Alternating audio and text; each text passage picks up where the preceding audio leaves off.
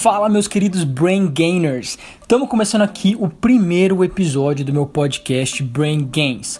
Se você não me conhece, eu sou o Caio Botura, eu sou um atleta profissional natural de fisiculturismo aqui nos Estados Unidos e também formado em Strength and Conditioning.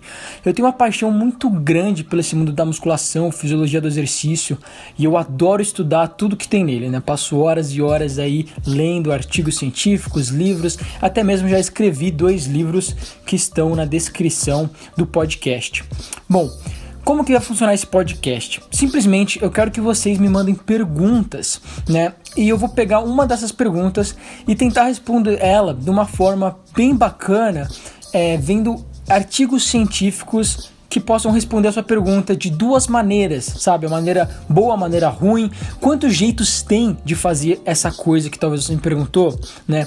Ou um dia eu posso simplesmente pegar um artigo científico que eu achei bem interessante, debater as ideias colocadas nele, o que foi falho, o que foi bem feito, todo esse tipo de coisa. Simplesmente passar informação, mas informação com base científica, né? Eu gosto muito desse tipo de coisa, mas é claro, nem tudo que está em artigos científicos é verdade absoluta ou é algo bom, né? Então as empresas manipulam muito esse tipo de coisa. A gente vai falar sobre tudo isso aqui, vai ser bem bacana. Eu quero simplesmente agregar conhecimento e conteúdo para vocês, tá bom? Se você não me conhece, eu tenho um canal no YouTube também que chama Caio Botura. A maioria de vocês vai estar ouvindo esse podcast porque já me conhece do meu canal, então muito obrigado, muito bem-vindos. Esse podcast aqui que vocês estão ouvindo agora foi a entrevista que eu fiz com o Dr. Paulo Musi, que é um dos fenômenos aí dessa área do Brasil. Eu considero o cara um dos melhores profissionais hoje. E foi uma entrevista muito bacana, só que ela foi pro meu canal, né? Então simplesmente eu tô postando aqui porque eu tenho o áudio dessa conversa e eu acho que é um dos áudios mais valiosos que eu tenho no meu computador, porque tem muita informação nessa conversa, galera. A gente começa falando um pouco sobre o Paulo Musi, a história dele. Ele conta pra vocês, ele fala como que ele define ser um profissional de sucesso. A gente fala um pouco desse tipo de coisa e também depois a gente vai pra parte realmente da musculação, de dieta, de anabolizantes e tudo mais, e é muito legal. É um bate-papo de 2 horas que você vai ganhar uma experiência de conhecimento aí de 2 anos. É bem legal mesmo, eu espero que vocês gostem. Eu queria pedir para vocês já dar uma avaliação de 5 estrelas no podcast, beleza? Então dá essa avaliação no iTunes lá de 5 estrelas, porque isso ajuda muito o podcast a crescer. E quanto mais gente vê, mais ele cresce e mais eu posso fazer episódios aqui cheio de coisas legais para vocês. Então é mais ou menos isso por enquanto. A gente não tem página no Facebook, a gente não tem nada ainda, simplesmente esse podcast. Mas eu espero muito que vocês gostem. Vou parar de falar que eu já falei muito. Tamo junto e curtam a entrevista. Então, galera, eu tô aqui hoje com o Paulo Musi. Tô um pouco nervoso, cara. Meu coração tá batendo um pouquinho rápido aqui, porque realmente eu tenho uma grande admiração pelo seu trabalho e acredito que todos os meus inscritos também têm uma grande admiração.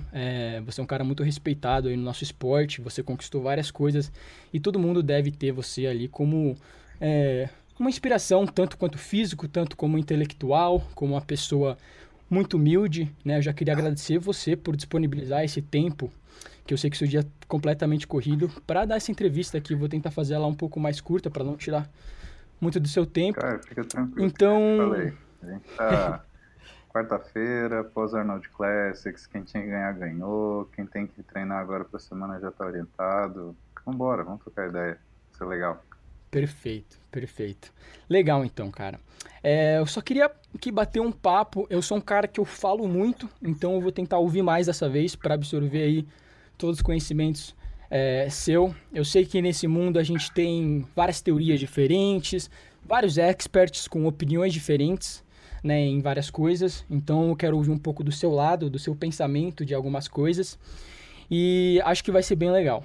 Então vamos começar aí com você se introduzindo. Acredito que todo mundo já sabe quem você é, mas então tenta talvez ir um pouquinho além, falar um pouco por que você escolheu trabalhar com atletas, o que te atraiu no esporte do fisiculturismo, esse tipo de coisa, um pouco do background da sua vida, e se você quiser falar um hobby, alguma coisa que as pessoas não sabem que você gosta de fazer, além, né, de treinar e tudo mais. Bom, meu nome é Paulo Musi, eu sou formado em medicina, eu fiz a minha formação inteira dedicada para o esporte. No começo da minha formação, quando Eu achava que ia trabalhar com esporte, eu achava que ia trabalhar com esporte de time, com futebol, com basquete. Eu gostava do esporte pelo esporte mesmo, e fisiculturismo era uma coisa que eu gostava para mim. E eu decididamente não queria transformar em trabalho. Mas aí o que acontece? Ah, conforme eu fui pegando experiência profissional, eu comecei a olhar e perceber que o pessoal que trabalhava, por exemplo, com esporte profissional, ele trabalhava com atletas que queriam fazer o mínimo necessário para vencer. E quando a gente lida com culturista, é o cara que quer fazer o máximo necessário para ele ter a segurança de que ele vencerá. Isso muda muito a perspectiva, cara. E isso muda a forma que a pessoa trata o seu trabalho. E quando você escolhe uma coisa para fazer da sua vida, a, a pergunta não é quanto você vai ganhar com isso, mas o quanto isso vai te trazer satisfação. Porque pode te pagar, sei lá, R$ 1 milhão. Só que se o cara te tratar mal, vai ser R$ 1 milhão mais sem valor que você vai ter. E nada que você possa comprar com isso vai ser capaz de fazer com que você tolere o dia a dia de caca que você vai ter. Agora, se você ganhar R$ 1 para cada pessoa que reconhecer o esforço que você coloca, a importância do seu raciocínio, cara, é a maior riqueza que você tem. Eu nunca tive porra nenhuma, entendeu? Nunca me faltou nada, né? Eu sou de uma família de classe média, meu pai é professor de física, né? Da física, física teórica, né? Não física do colegial, física de faculdade, então ele tem umas conversas muito malucas. Minha mãe era artista plástica, aí depois ela me acompanhou nos estudos, então quando eu passei na faculdade, ela passou em pedagogia. Depois, quando eu estava terminando a faculdade, ela decidiu que ela ia fazer o sonho da vida dela, que era psicologia. E aí, ela foi fazendo faculdade também. Hoje, eu tenho um pai que continua sendo professor de física e minha mãe que se tornou professora de psicologia. E a gente sempre teve uma vida no limite daquilo que era necessário. Nunca me sobrou nada. Mas como eu te falei, nunca me faltou, tá? E eu acho que eles souberam incutir em mim valores que fizessem com que eu fosse capaz de lutar por aquilo que eu quisesse. E eu entender que eles me dariam tudo que fosse necessário. Mas se eu quisesse buscar algo mais, que isso seria da minha responsabilidade. Meu primeiro chute na bunda da vida, quando eu falei pro meu pai que eu queria fazer medicina, ele falou assim: parabéns, tudo de bom, eu não tenho dinheiro para te pagar faculdade particular, beleza? Boa sorte. Beleza, vamos aí, vamos brigar. O que a gente tem que fazer? O que é para comer? E eu acho que, de certa forma, cara, o fisiculturismo ele tem a ver com isso.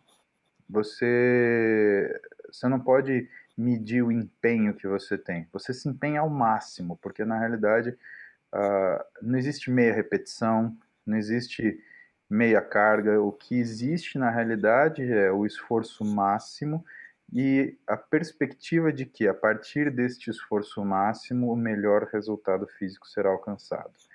E é uma coisa muito intangível ao mesmo tempo, porque às vezes o seu esforço máximo ele vai contra aquilo que o seu corpo é capaz de tolerar como informação.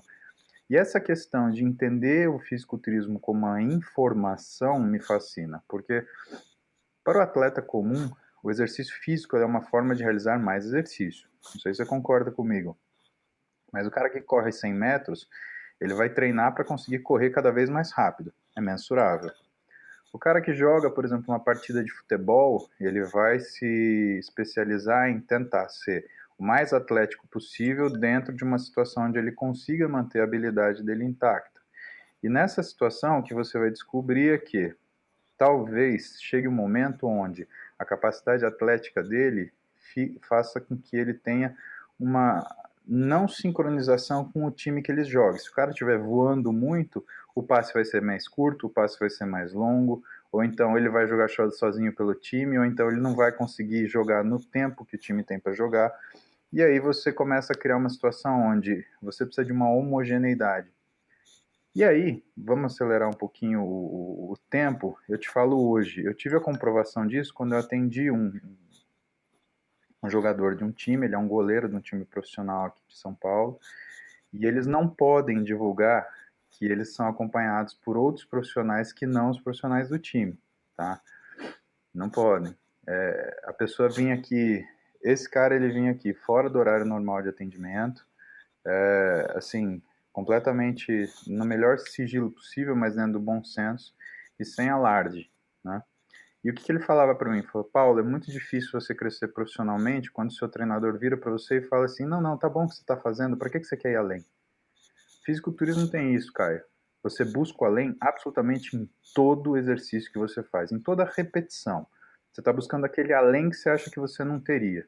Que é uma coisa que difere o pessoal que tem resultado e não tem resultado, mas eu acho que provavelmente a gente vai chegar nesse assunto mais para frente.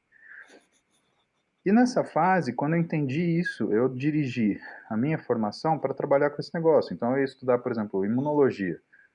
Eu olhava e falava assim, putz, interleucina 6, sinalização inflamatória, dor, rubor, calor, turgor. Isso daí tá estranho, eu vejo isso em algum lugar. Aí tinha lá, alteração da conformação da actina e miosina, liberação de interleucina 6. Eu falei, porra, tô estudando esse negócio aqui, deve fazer crescer, meu. Então acho que não tem uma matéria na faculdade que eu não tenho estudado e falar, essa porra aqui deve fazer crescer alguma coisa. E essa perspectiva me fez estudar com muita paixão. A única coisa que eu estudei que realmente não faz crescer quase nada chama hematologia. Ai, caramba. Cara, só dá pra te falar uma coisa, que o cara anêmico ele não ganha massa. Tirando isso, não tem nada de novidade. Mas Uhum. enfim, e isso foi uma paixão, era uma coisa que me levava a buscar isso, e aí eu fiz a minha formação. A minha primeira pós-graduação eu fiz na faculdade ainda, que foi Fisiologia do Exercício, um grupo do professor Antônio Carlos da Silva, que era o chefe da fisiologia na época. A gente está falando de 15 anos atrás, é um tempo isso. Estamos falando de 2001. E eu fiz minha iniciação científica com ele, foi o cara que me despertou. Falou, olha, Paulo, se você manjar de fisiologia e manjar de biomecânica, você entende treinamento. Se você manjar de fisiologia e manjar de bioquímica, você entende nutrição. Tudo que é estrutura do conhecimento, ela está situada com base no que a gente chama de ciência base, tá? O que você olha de aplicabilidade quando você vê um trabalho comigo sobre desidratação, por exemplo, ele está calcado o quê? Na ciência base, na bioquímica, na química. E se você não dominar o conceito, você nunca vai saber a aplicação daquilo que você está estudando. Isso daí, Caio, foi confirmado por um professor de clínica médica minha. Ele usou a mesma frase. E ele usou para falar sobre. A gente estava estudando sobre. Ele era cardiologista, a gente estava estudando alguma coisa de cardiologia. E ele virou para mim e falou assim: Paulo, na medicina, tudo tem um nome, ou do que parece ou do que faz. E dentro da medicina, é mais importante você saber o conceito do que, na realidade, a aplicabilidade. Por quê? Se você domina o conceito, você sabe de tudo que vai aparecer na sua frente. O cara vai falar para você de um inibidor de um canal de sódio dependendo de glicose. Você sabe do que ele está falando para você. Porque o remédio pode ser novo, mas o canal você já conhecia há 20 anos, 30 anos às vezes. Né? E nessa situação, eu quando estava no quinto ano da faculdade, ele virou para mim e falou, pô, você está trabalhando aqui já faz 2 anos, eu tenho que te dar uma bolsa, tenho que te dar alguma coisa. Eu falei, professor, eu já tenho bolsa. Eu tinha a bolsa do DIS, que era o Departamento de Informática em Saúde. Na época eu tinha um blog, eu editava ele a partir do departamento de informática e eu tinha feito um projeto de um programa de avaliação de atleta, né? Incluía avaliação física, avaliação nutricional, a montagem da dieta. Cara, era um calhamaço dessa grossura, assim, quando eu terminei de escrever. Só que era um software, né? Era desenvolvimento de software. E imagina, Universidade Federal, cara, os caras não têm grana para investir nisso. Mas era um software legal. Acho que eu tenho até hoje o trabalho. Em algum lugar, mas eu tenho. E eu tinha a bolsa da pediatria, porque o meu primeiro trabalho com metabolismo foi com criança obesa, né? A gente, desde o segundo ano, eu acompanhava um ambulatório de obesidade infantil. E eu tinha um orientador muito bom, e ele falava assim para mim, Paulo, já descobriram tudo obesidade, tudo que é parte bioquímica de obesidade, e agora o que eles estão descobrindo são coisas que modificam, só que de uma forma onde a criança é muito mais fácil você prevenir. Vamos não deixar a criança engordar. Uhum, claro. E esse É, concordo. orientador, na época, era o professor Fábio Ancona Lopes. Ele era, ele era, ele era, ele era presidente da Sociedade Paulista de Pediatria. Ele era um cara muito sensato e muito centrado. E ele falava, vamos fazer o seguinte, vamos fazer um estudo diferente, vamos estudar o pai e a mãe. E aí o alvo do meu trabalho na época era descobrir o quê? O quanto o pai e a mãe sendo obesos interferia na criança. e o quanto isso era comportamental. Porque a nutrição, sem brincadeira, é 100% comportamental quando você está lidando com algum tipo de problema de saúde causado pela alteração nutricional, tá? Já tinha essas bolsas, eu falei, porra, não quero, professor, eu quero fazer a sua especialização em fisiologia do exercício. Ele falou, tá bom, você faz, só que você não vai ganhar nada. Eu falei, tudo bem, eu quero o conhecimento. Por mais que eu não tenha um papel assinado, isso daqui está aqui dentro para mim é bom. E no quinto ano da faculdade, a galera já estava começando a estudar para residência, apavorada, porque tinha prova de residência, que para nós é um segundo vestibular. Né? Você passa na faculdade de medicina e você faz mais uma prova para entrar na residência. E você compete, não é com os requenguela que saíram lá de longe, você compete com os caras que são cobra, que estudaram 6 anos com você, com os mesmos professores, tendo o mesmo tempo, tendo as mesmas condições de estudo. É difícil, cara. Não é mole, não. Não tem bobinho. Mas eu precisava de alguma coisa para, sei lá, libertar a minha mente. Eu fui fazer a especialização. Na época era um mestrado profissionalizante que chamava. Então, toda terça e quinta, das 6 às 10 da noite, eu estava lá na pós de fisiologia do CEF. E lá, quando eu terminei, foi muito legal, por quê? Porque logo depois eu me formei. Eu terminei no 6º ano, aí depois 6 meses eu me formei. Quando eu me formei, o reitor entregou pra gente, para nós todos, o diploma, né? E quando foi a minha vez, ele me chamou. Aí chegou o meu professor e falou, tem um presente para te dar. E ele me entregou um dos certificados que você está vendo aqui atrás, que foi o certificado de fisiologia do exercício. Então eu saí mestre praticamente da faculdade, Que legal, cara. né? E Que isso da deu hora. um puto impacto na minha vida. Eu falei, pô, eu já estou saindo de algum lugar onde eu já tenho uma habilidade que é uma habilidade certificada, né? Então eu posso trabalhar com isso. Aí, porra, cara, eu fui embora. O que falta para estudar então? Fui atrás do que faltava para estudar. Eu fui fazer biomecânica na USP, porque eu não tinha na Escola Paulista de Medicina. Depois da biomecânica na USP, eu na entrei de novo para fazer a residência, porque eu fiquei um ano fora servindo o exército, e a biomecânica eu fiz nesse ano de exército. No primeiro ano de residência eu entrei em treinamento esportivo, então eu fazia residência de ortopedia, ia fazer treinamento esportivo, e depois que eu saí da residência eu fiz medicina esportiva e fiz nutrologia esportiva. Então eu fiz minha vida acadêmica para lidar com esporte. E é para lidar com esporte não para ser aquele ortopedista que fala que é médico do esporte, ou então aquele, sei lá, cardiologista que fala que é médico do esporte porque o coração acelera quando o sujeito está fazendo exercício. Eu queria lidar para resolver aquelas perguntas que normalmente o médico ele não está habituado, porque ele não tem o interesse de responder. Doutor, por que eu não ganho massa muscular? Doutor, por que eu não estou conseguindo emagrecer e eu estou treinando? Doutor, por que eu não consigo baixar meu tempo? Por que eu não consigo aumentar minha força? E essa característica do paciente que eu te falei, quando você lida com um sujeito que faz academia, você está lidando com um sujeito que faz aquilo por amor. Isso não é um solilóquio, isso é uma verdade. Como que chama um atleta que faz esporte que não é competidor? É amador, cara. E quando o cara ama o que ele faz, ele dá valor para qualquer um que seja capaz de orientar ele no caminho de conseguir aquilo que ele deseja. Aí foi foda, eu montei o consultório e, meu, eu atendia um paciente por semana, porque não era uma época que tinha esse boom de fitness, que a galera curtia bodybuilding e músculo, não sei o quê. É uma Que ano que foi época, isso, mais ou menos? Que você isso montou o foi consultório? 2004. Foi em Nossa, é 2004. verdade. Eu comecei a treinar em 2011 e ainda era muito, muito fraco, assim, no Brasil, Eu esse comecei a treinar esporte da em musculação. 1992, bicho. Faz tempo pra Nossa, eu não caralho. consigo nem imaginar, cara, como é que era nessa Ó, época em aí. 92 eu treinava na academia do clube, a academia era do lado da lavanderia do clube, meu, tinha tudo, menos ser humano dentro da academia. E assim, como não tinha rede social, os caras eles não te criticavam porque você treinava, tipo, eu bombado, não sei o quê. Nada, no máximo o pessoal achava esquisito, olhava, mas assim, passava batido. Essa coisa do sujeito olhar e criticar quem tem um físico diferenciado, ela veio com rede social, porque quando você muda a sua identidade física e, portanto, muda a sua identidade visual, para as pessoas que têm essa identidade visual forte, você cria como se fosse um empowerment, você dá para ela um atestado daquilo que, né, é visível que ela obteve sucesso naquilo que ela fez. Até porque tem isso, né? Se você é culturista e precisa falar que você é culturista, alguma coisa está errada. Ah, não, eu sou É, culturista, mas eu tô em off. exatamente. Não, tá em never, brother. Exatamente. Isso não é nada. Tá em never.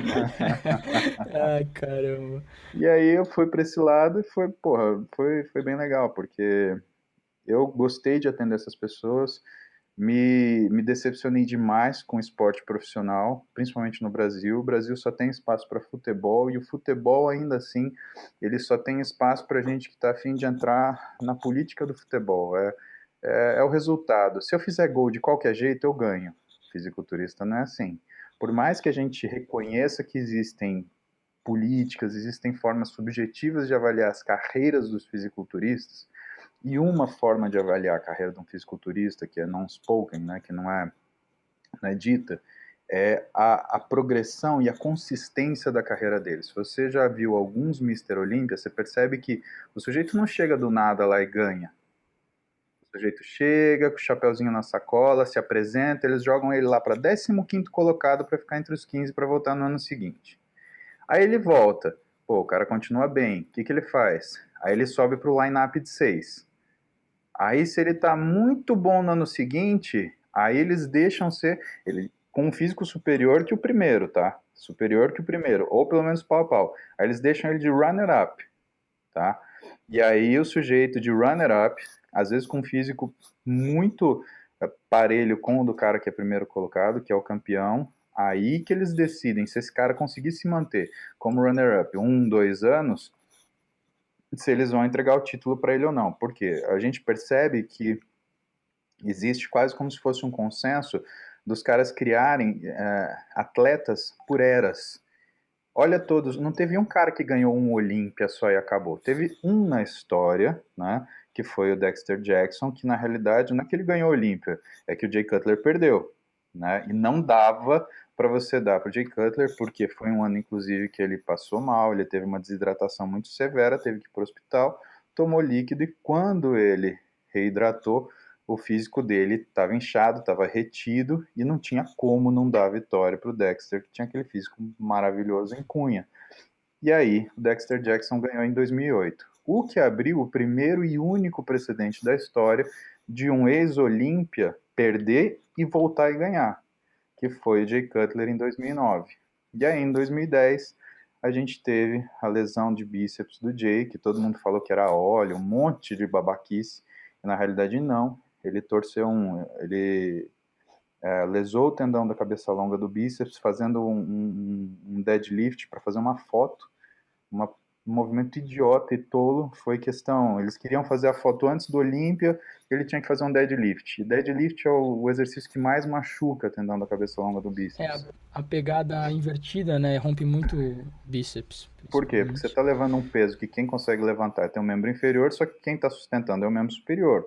Imagina que um deadlift, quem faz força para levantar é um quadríceps. Qual o tendão que você acha mais forte, do quadríceps ou do seu bíceps? Né?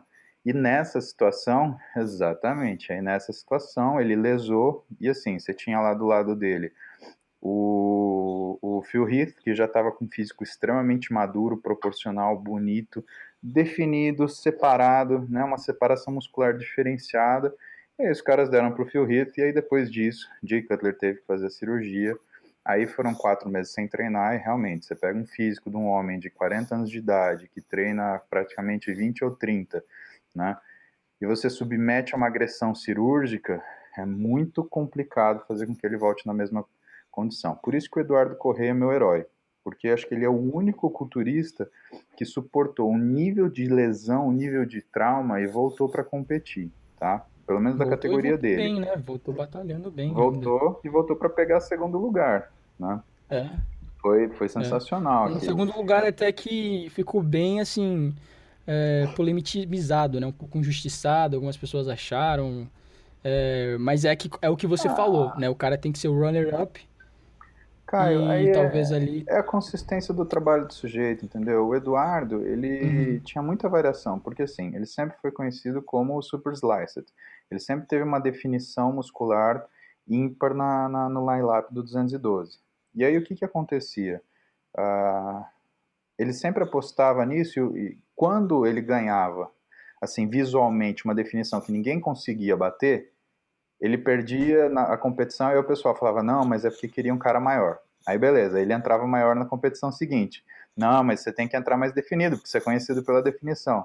É essa política que é difícil. Por isso que a gente tem que valorizar alguns nomes no Brasil. Porque você pega, por exemplo, um Felipe Franco, tudo bem, ele ainda não ganhou no Pro, mas ele ganhou no Amador lá nos Estados Unidos de gringo. Tá? Não é fácil fazer isso. Tá? Não é fácil por causa dos tipos dos juízes, não é fácil por causa do tipo de julgamento.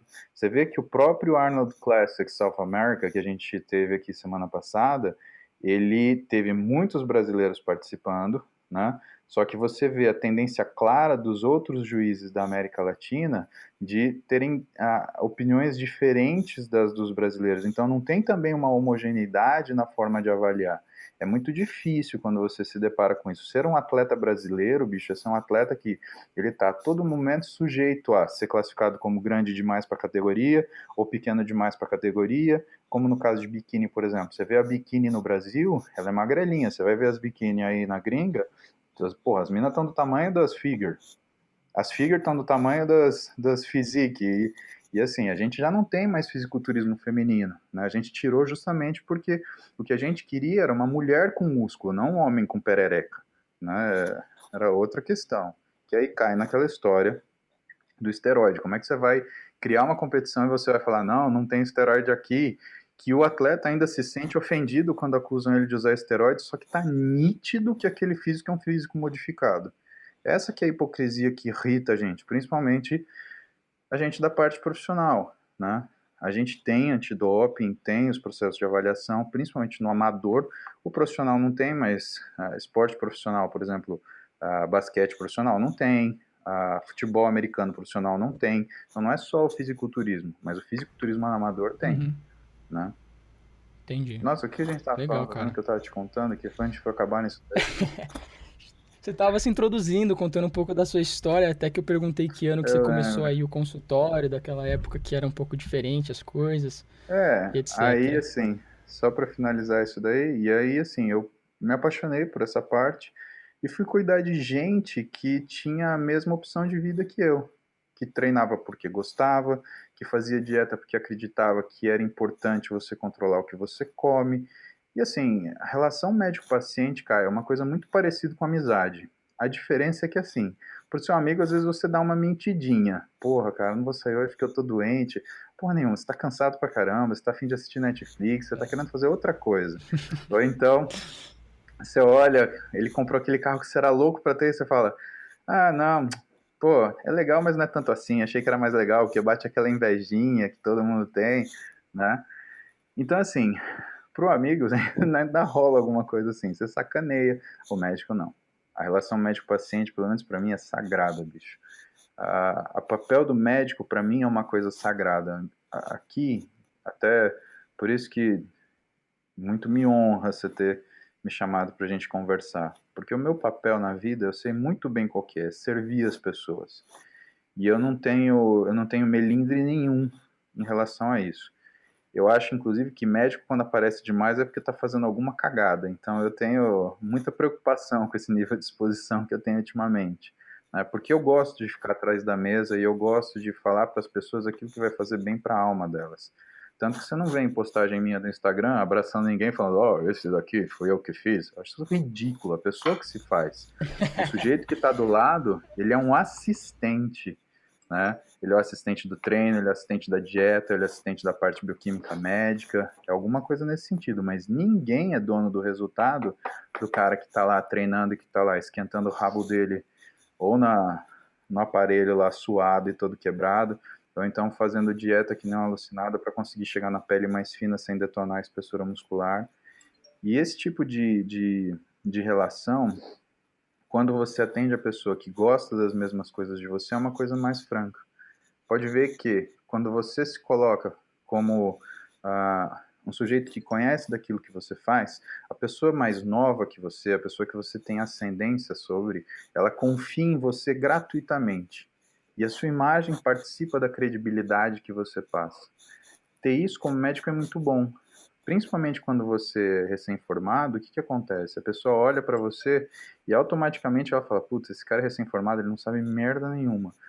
E, na verdade, não é assim. A gente sai da faculdade com uma carga de conhecimento brutal, né? A única coisa é que a nossa experiência é pouca, né? Agora, em termos de conhecimento, você sai muito, né? Você teve que estudar para uma prova de residência. A prova de residência é assim, cai o quê? Cai tudo. Cai tudo que você estudou, do primeiro dia que você entrou na faculdade até o último dia que você saiu dela, e às vezes cai alguma coisa da matéria específica que você está prestando, que você não sabe nem ainda o que você vai fazer como especialista.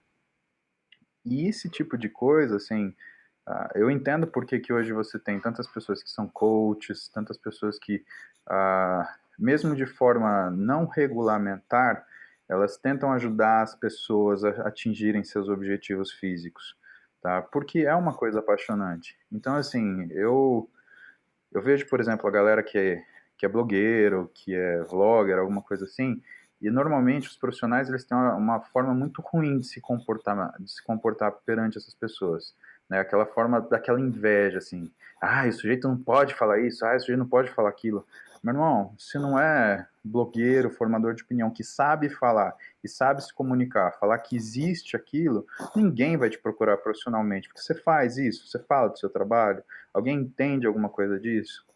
Então, sabe, a era que a gente vive, essa relação com informação, ela é uma coisa muito tênue e, assim, é saudável que as pessoas elas se comuniquem.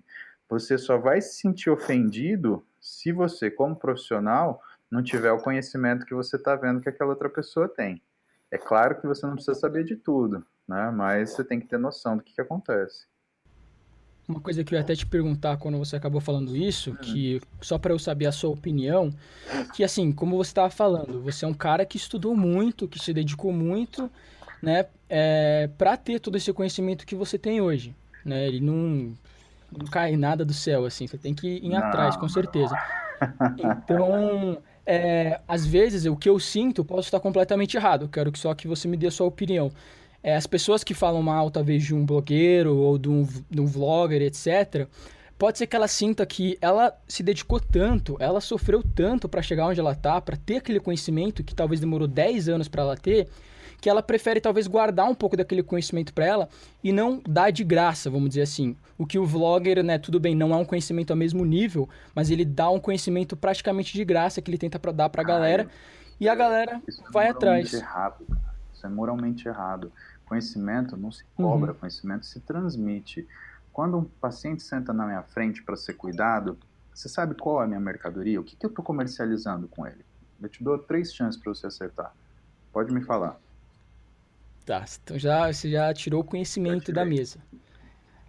O que você comercializa O que eu vendo para o é, meu paciente? Como médico, o que eu vendo para o meu paciente?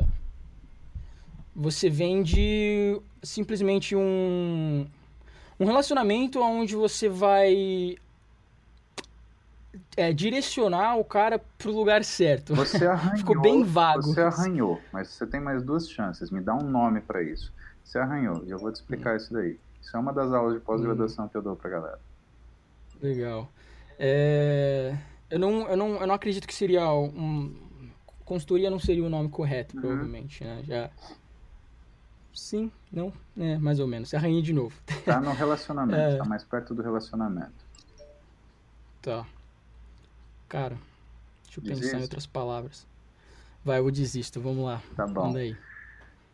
O que um médico ou que um profissional da saúde ele comercializa é confiança. Isso é o trabalho de um estudioso matemático chamado Kenneth Arrow. Isso é 1963 que a gente está falando. Arrow era um matemático e ele estudava sobre a precificação das coisas. Como é que você põe o preço, por exemplo, uma consulta médica? O que você vende?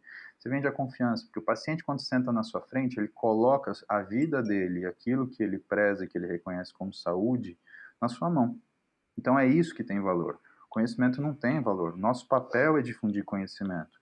Caio, se a pessoa não sabe que se tiver uma dor de cabeça pode ser alguma coisa entre uma cefaleia por uma IVAS, por um resfriado, ou pode ser um aneurisma, você acha que ele vai no médico? Não vai. É tudo um resfriado. Para quem só tem martelo, tudo é prego, meu irmão.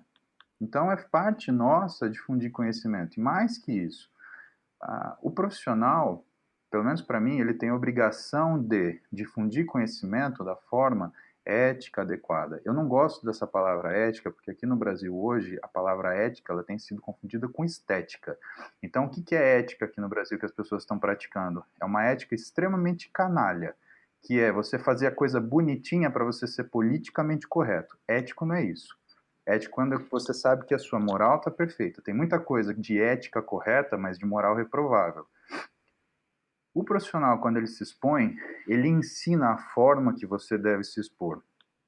E dessa forma, você consegue meio que padronizar ou criar uma linha de comportamento que se alinhe com aquilo que se espera de alguém que vai falar de um assunto. Mas é óbvio, cara, que a sociedade não tem obrigação nenhuma de seguir isso. Você tem gente que rouba, que mata.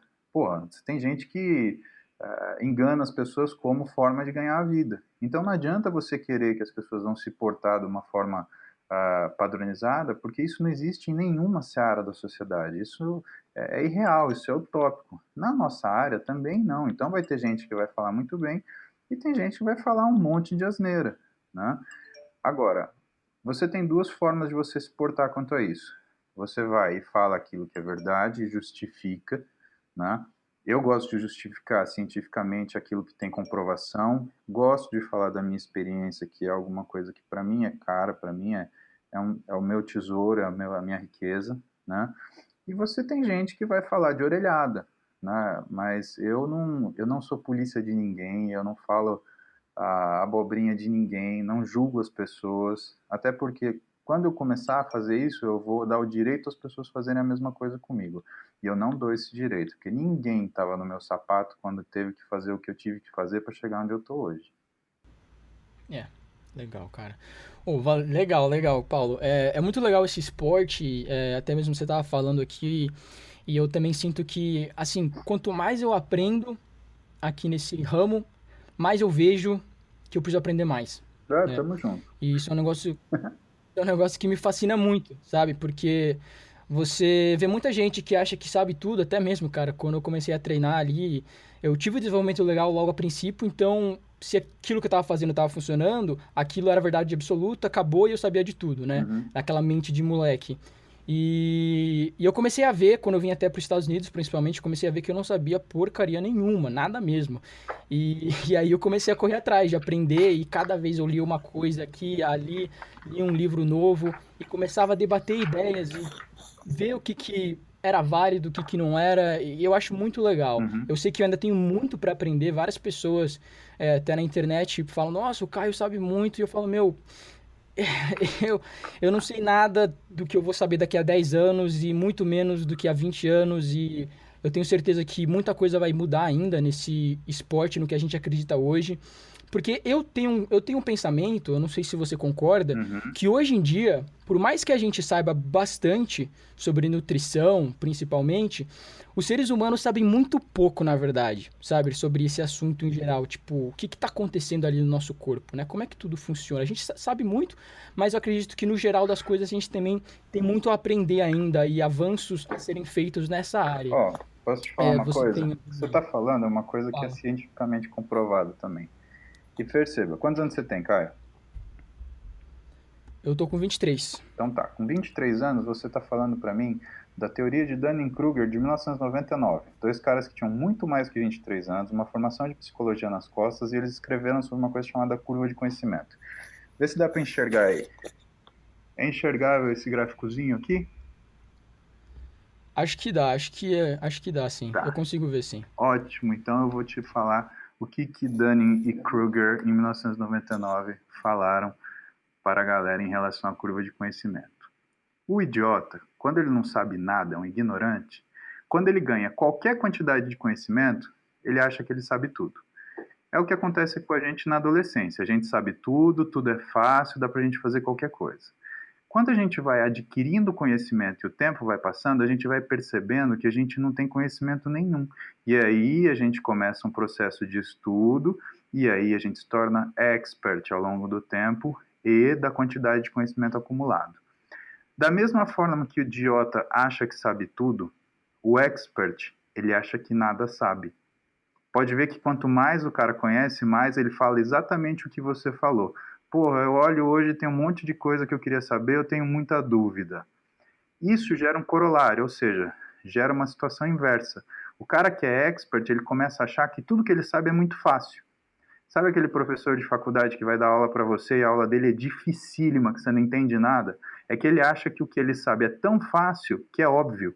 Então ele não consegue dar aula de uma coisa difícil porque ele não consegue dar conta daquilo. É, é exatamente o que eu penso, velho. É Então, exatamente o que eu penso. Às vezes eu penso assim, cara, isso é tão óbvio, é tão fácil, é tão na cara, né? Como é que as pessoas talvez acham que esse meu vídeo tava cheio de conteúdo, quando na verdade, pra mim, eu acabei regurgitando algo que é uma coisa óbvia, né? E realmente, o que você falou, eu acabei de me identificar pra caramba com isso. lembra disso, Dunning-Kruger, 1999. Você vai gostar do trabalho dos Pô, caras. vou lembrar, vou dar uma pesquisada depois. Muito legal mesmo. Eu também me identifico muito com o que você falou, com a sua pessoa, porque eu sou uma pessoa que também nada nunca me faltou nessa vida e eu sempre dei muito valor a isso. É, e, e eu até vim aqui para os Estados Unidos e eu estudo hoje Strength and Conditioning, que é o curso que você falou lá que trabalha com jogador de basquete, jogador de futebol. A gente sempre tenta tornar um atleta mais rápido, né, mais forte, melhor ali na quadra. É bem legal isso. Eu gosto muito, mas não é o que eu quero fazer com o resto da minha vida, sabe? Aquele Eu da tento sempre. NSCA que você faz? O do NSA. Tem muita coisa. O livro do meu curso tá aqui do meu lado. Dessa grossura assim também, acho que é da NSA, National Strength and Essentials of Strength Conditioning. and Conditioning. Isso. Isso.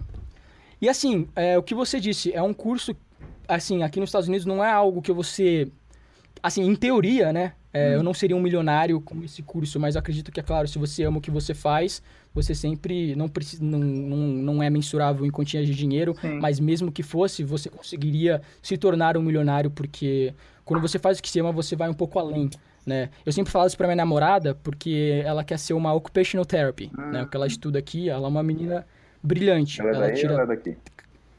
americana. E ela tira 10 em tudo, ela é super inteligente, só que ela é aquela aluna de livro de escola. Oh, Ela straight aprende o A que é para aprender. motherfucker.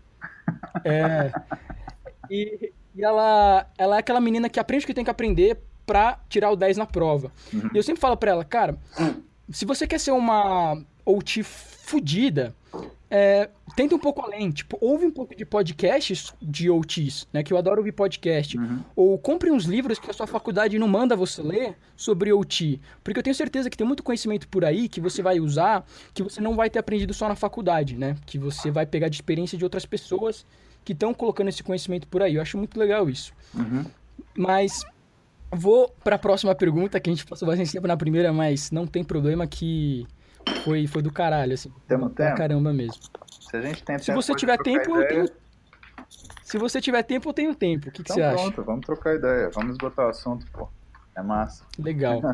Uma, uma coisa que eu pergunto para todas as pessoas, assim, que eu considero um expert no assunto, né, uma pessoa que tem mais conhecimento que eu e que eu quero absorver um pouco, eu tenho algumas perguntas que eu, meio que prontas, assim, que eu pergunto para elas. E uma delas é assim, o que você acredita hoje, né, que você aprendeu, que você acredita, que a maioria das pessoas não sabem, mas elas deveriam saber? Então a gente isso você pode ir no geral, ou se você quiser focar mais no aspecto fisiculturismo também pode ser. Mas o que você acha que é uma coisa que você tem um conhecimento, que você acredita que muita gente não entendeu ainda, mas devia entender?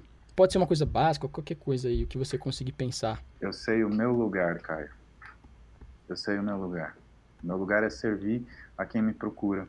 É devolver à sociedade aquilo que eu pude receber dela. E é saber que eu nunca vou ter um lugar no palco e na luz e sob os holofotes, mas que isso não faz diferença. Legal, cara. É foda falar Não, isso, da hora, eu fico porque viajando aqui emociona. nas coisas que você fala. Emociona falar isso porque, Legal, assim, mano. a gente confunde sucesso com fama, sabe, cara?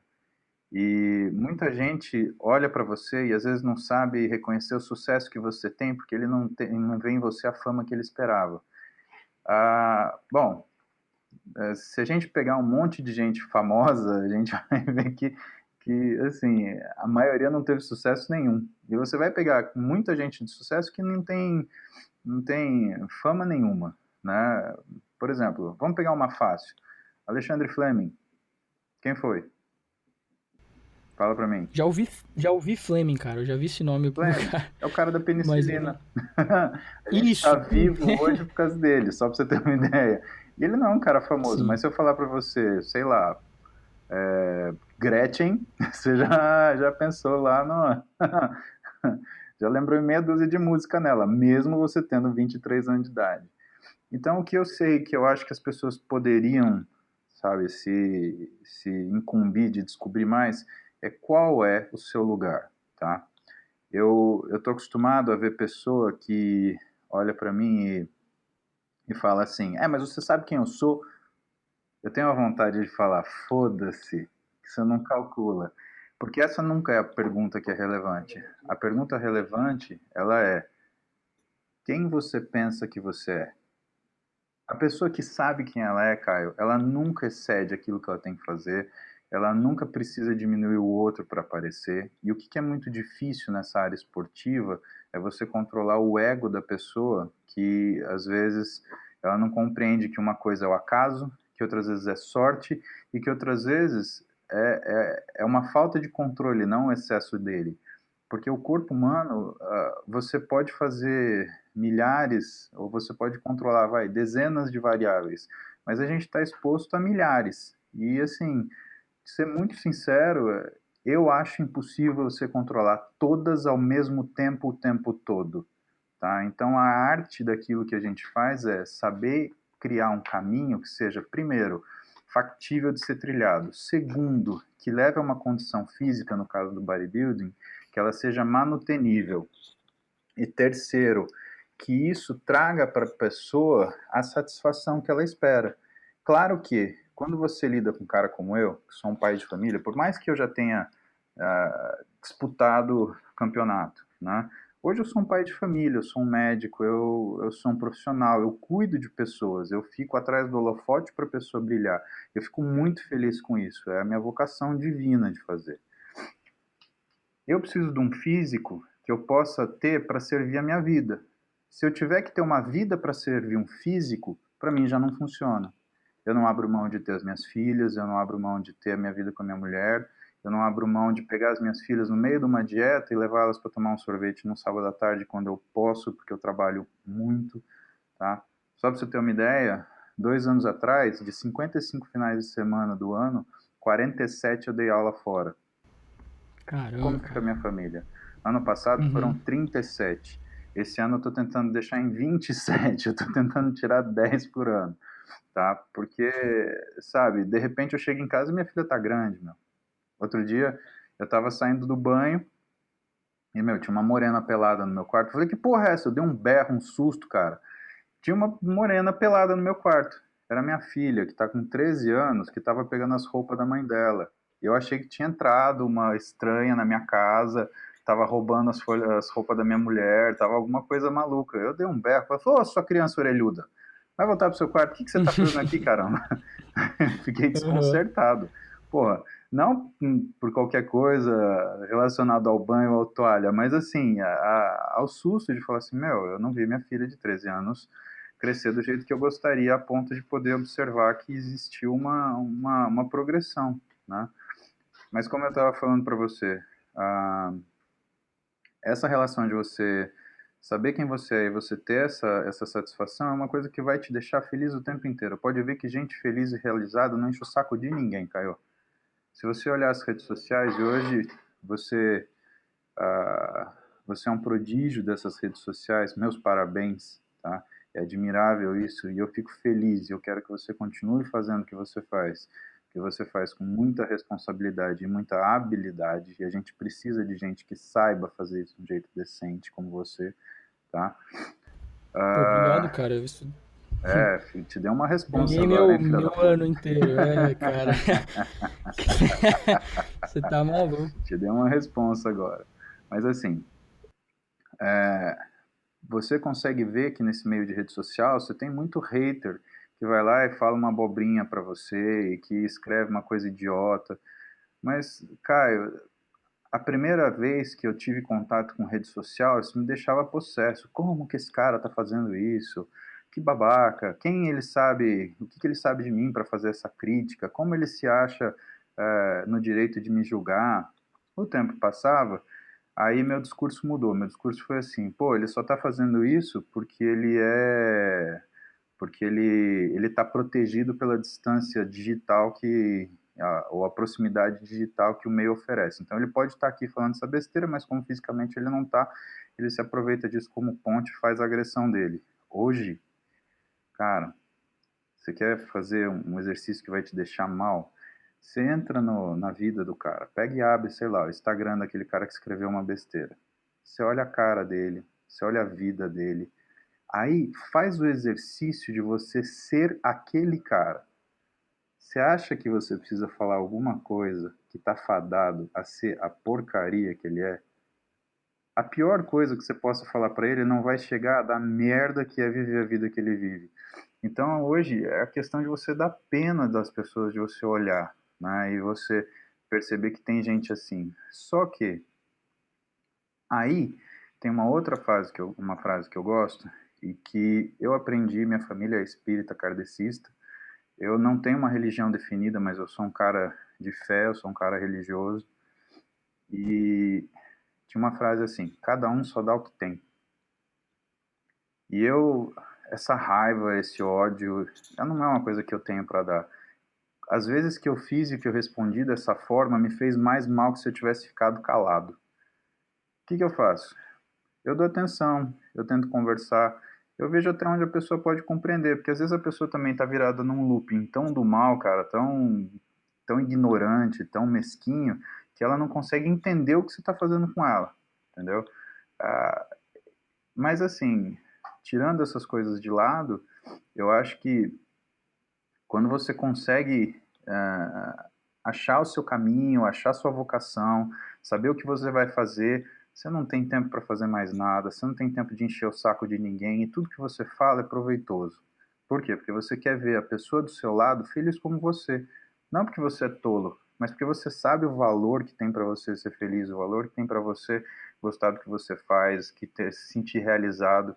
E mais, você sabe que no final das contas é bem isso mesmo. Gente feliz, cara, gente realizada, não enche o saco de ninguém, não peida no elevador, não bate a porta da sua casa, não faz cocô na calçada e sabe falar bom dia, por favor e muito obrigado. Que são coisas fundamentais no dia a dia. Como o Chorão dizia, né? O homem quando está em paz não quer guerra com ninguém. Exatamente, perfeita a frase dele. Cara, Paulo, só um minutinho, porque tava gravando em um formato que eu não sei se vai estar pegando a sua imagem, porque tava gravando no formato que quando você fala, filma só você, quando eu falo, filma só eu. Tá bom. Só que pelo áudio não tá funcionando, eu não sei como é que isso acabou ficando. De qualquer forma, não se preocupa, o áudio tá sendo salvo. Eu vou só parar a gravação do Skype agora e começar uma nova, aonde fica meio a meio, Beleza. beleza? A gente continua a conversa rapidão. Muita tecnologia para mim. Eu tive que comprar esse negócio aqui, eu só usei ele uma vez, mas eu espero que tudo tenha dado certo. Só um minuto, desculpa aí todos Relaxa, esses mano. transtornos, mas eu tô curtindo pra caramba, velho, a conversa aqui. Você tá onde, cara? Eu estou em Ohio, nos Estados Unidos, Porra, eu já fui tanto pra ir pros Arnold, como é que eu não te conheci, cara? pro Arnold, né? Olha só, ficou filmando só a minha cara, você acredita nisso? Mas não se preocupa, eu vou dar um jeito nessa parada. Relaxa, É, só faz bastante careta pra ficar divertido. eu acho que eu vou até colocar uma imagem sua mesmo aí, bonitinho, pegar na internet quando você falar, só fica o áudio mesmo. Mas eu vou começar a filmar uma nova agora. Calma aí. Deixa eu ver. Tá aí, comecei uma nova. Beleza. Já tá calor aí? Então, já começou a fazer calor. Agora abriu. Mas o raio é assim, né, cara? Então um dia tá -10, outro dia tá 20. Mas É mesmo ao absurdo. longo do ano, depois do inverno? Não, no verão fica calor sempre, assim. Só que, tipo, no inverno tem dia que tá 10, tem dia que tá -15. A variação é muito grande, que isso no Brasil não acontece, né? No Arnold, quando a gente ia pra aí, era mais ou menos assim. A gente tinha uma variação Uhum. térmica boa e acho que foi o primeiro lugar que a minha mulher viu neve. né? Antes ela não conhecia e ela ficou impressionada, assim. Então eu tenho umas memórias muito boas de Ohio, cara. Animal. Legal. Cara, é muito. É legal. A neve eu gosto também, só que depois de 5 dias eu não gosto mais. Eu sou brasileiro, cara, é complicado. Mas então, vou começar. Voltar aqui no papo que a gente estava tendo. Galera, desculpa. Agora está gravando normal, vocês estão vendo o Paulo falando aí. Eu acabei. Quando você mostrou o gráfico, relaxa que eu desenho ele na tela, tudo mais, que eu lembro como é que ele Beleza. era. E. Então é o seguinte, a gente estava lá conversando. Você falou bastante coisa que eu concordo muito, que eu falo muito no meu canal. Uhum. Principalmente nessa questão de viver e aproveitar a vida, né? Em muitos casos aí. Porque eu vejo muitos atletas, muitas pessoas no meio fitness, não atletas, né?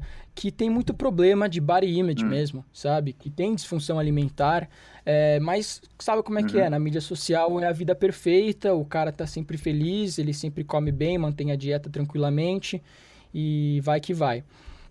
Então, eu competi pela minha primeira vez aqui em Ohio, nos Estados Unidos, fazendo a Uhum. dieta tradicional de, assim, 8 vezes no dia, cada 3 horas, com horário e tudo mais. Fui bem na Uhum. competição, né? Consegui chegar no físico que eu nunca tinha alcançado antes, só que depois dessa competição, cara, eu falei assim, ou eu paro com essa vida, tipo, não vou, não aguento mais, isso foi muito estressante pra mim, eu perdi amigos, porque eu virei uma pessoa chata, sabe? E então, ou eu mudo estratégia, ou eu largo essa vida. Mas, como eu amava aquele esporte, eu decidi achar uma estratégia que iria se encaixar na minha vida um pouco melhor. E eu não busco ser o melhor atleta do mundo, né? Eu não busco ser o Mr. Olímpia, isso tá na minha mente, assim, eu sei disso. Mas eu quero ser a melhor versão de mim mesmo, mantendo aí o que eu consigo fazer e, ao mesmo tempo, aproveitando a minha vida, aproveitando a minha família, aproveitando a minha namorada, sabe? Sendo o melhor namorado que eu posso ser, sendo o melhor filho que eu posso ser, sendo o melhor estudante que eu posso ser, e ao mesmo tempo levando esse hobby, né, do fisiculturismo e se superando a cada dia. Então aí que eu achei a dieta flexível, que muita gente ainda não entende ela muito bem, fala muito Uhum. mal, e assim, eu acredito que, cara, talvez para um atleta de super alta performance, que as pessoas elas ainda pensam que dieta flexível no Brasil tem a conotação ruim de que a pessoa tem que comer a pizza todo dia. Uhum. Ela tem que encaixar aquela porcaria. Quando na verdade é simplesmente você ter uma meta de macronutrientes, você tem a meta de fibras, que é muito importante, que vai Uhum. acabar com que você não consuma muito açúcar, né? E você entender como o seu corpo vai responder aos alimentos e ter aqueles macronutrientes calculados, para você entender, eu estou ingerindo isso de calorias. Se você quiser bater esses macros com batata doce, frango e brócolis apenas, vá em frente. Tudo mais, e claro, você precisa de uma variedade na dieta, né? Ter os micronutrientes, as fibras e tudo mais. Não quer só ficar naquela mesmice de alimentos e tudo mais.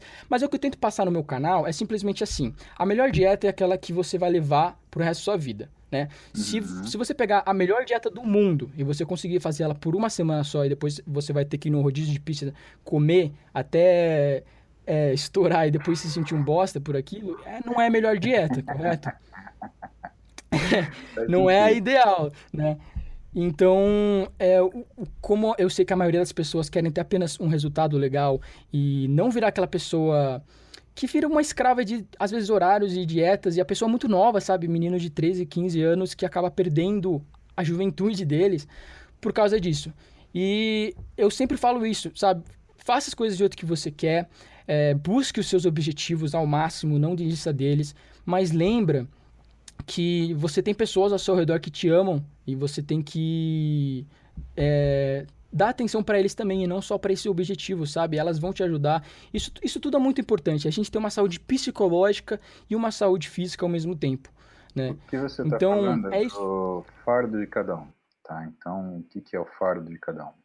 É você ter e saber das dores e delícias de saber quem é você. Aí, o que a gente tem que separar? A dieta variável, ela funciona, mas ela funciona como se fosse uma forma de você um amadurecimento daquilo que você sempre fez. Caio, a gente não parte da exceção para a regra, a gente parte da regra para a exceção. Quando você olha a trajetória de um grande executivo numa empresa, ele começa batendo cartão, fazendo um serviço muito pouco neurológico e absurdamente braçal. Isso vai fazendo com que ele entenda os mecanismos e as engrenagens que fazem com que aquele processo todo na empresa funcione. Ao final da sua vida financeira, ao final da sua vida profissional, ele muito provavelmente é um grande diretor, às vezes até um VP, um vice-presidente. E o que é a vida dele? Ele não tem horário para nada, só que em 5 segundos ele acha uma solução para o problema que se apresentou, porque ele acumulou muita experiência. A alimentação não é diferente disso. As pessoas elas querem seguir, às vezes, alimentações como se fosse uma coisa messiânica. Então, eu só como por intermittent fasting. Eu só como por nutrient timing. Eu só faço pulse feeding. Eu só faço carb backloading. Não é assim.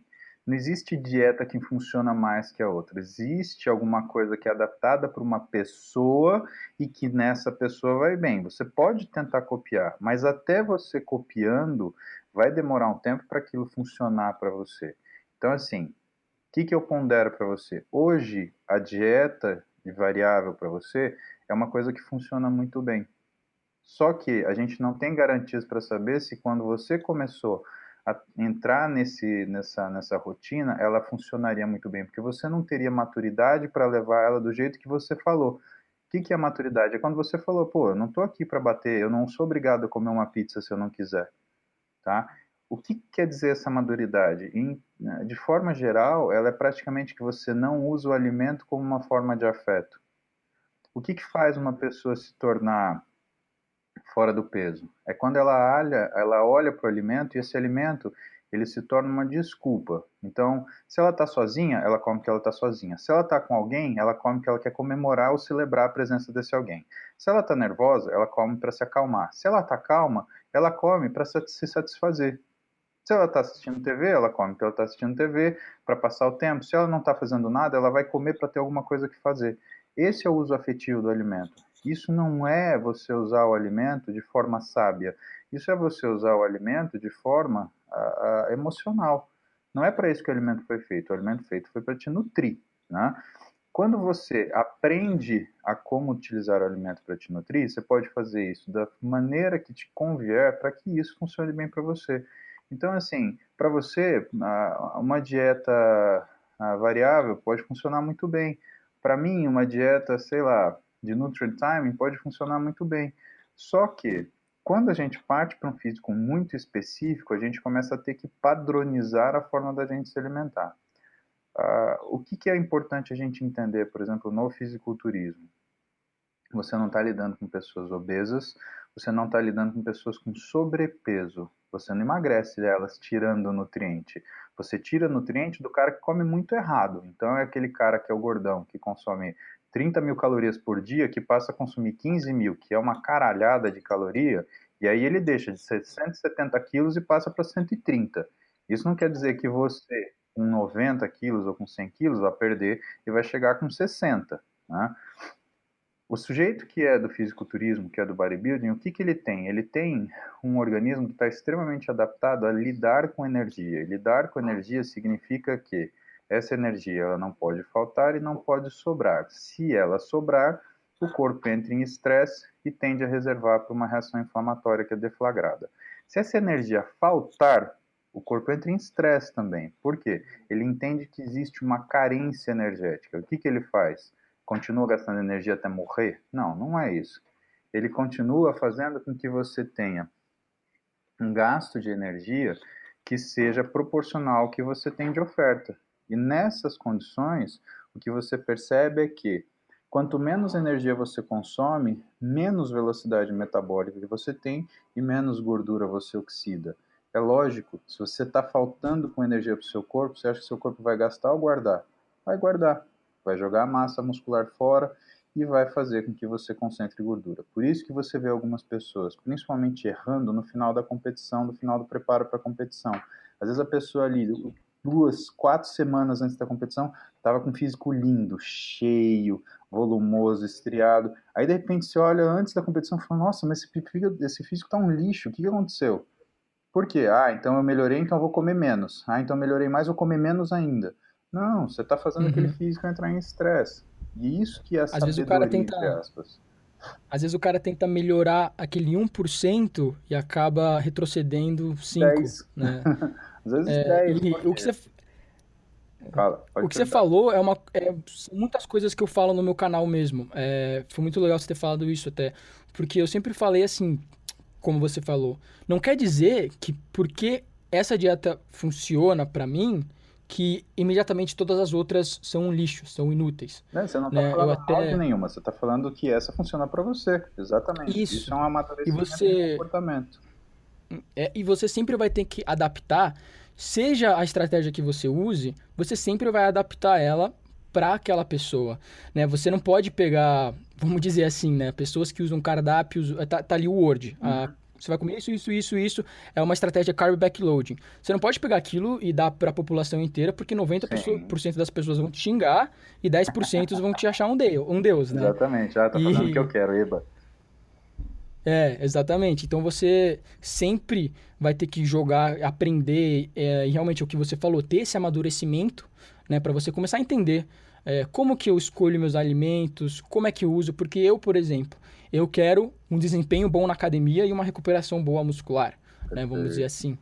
Então eu vou tentar, da maneira que for, escolher esses nutrientes para que isso aconteça. Então talvez eu, por exemplo, treino bem quando eu tenho uma carga de carboidratos, eu já sei mais ou menos a quantidade que eu gosto e quantas horas antes do treino e qual tipo de fonte de carboidrato que me faz bem, né? Uhum. Então, se às vezes um cara fala para mim, ó, você vai comer aveia 1 hora antes do treino, essa quantidade não vai ser o ideal para mim, talvez, né? Eu talvez não seja o que eu quero. Vamos E falar isso um que eu pouquinho gosto também. diferente. Não vai ser para mim o ideal hoje, porque tem isso, Caio. Às vezes a gente Uhum. muda, o físico da gente está em constante transformação e adaptação. Ah, O que com diz a lei certeza. do treinamento que você estuda?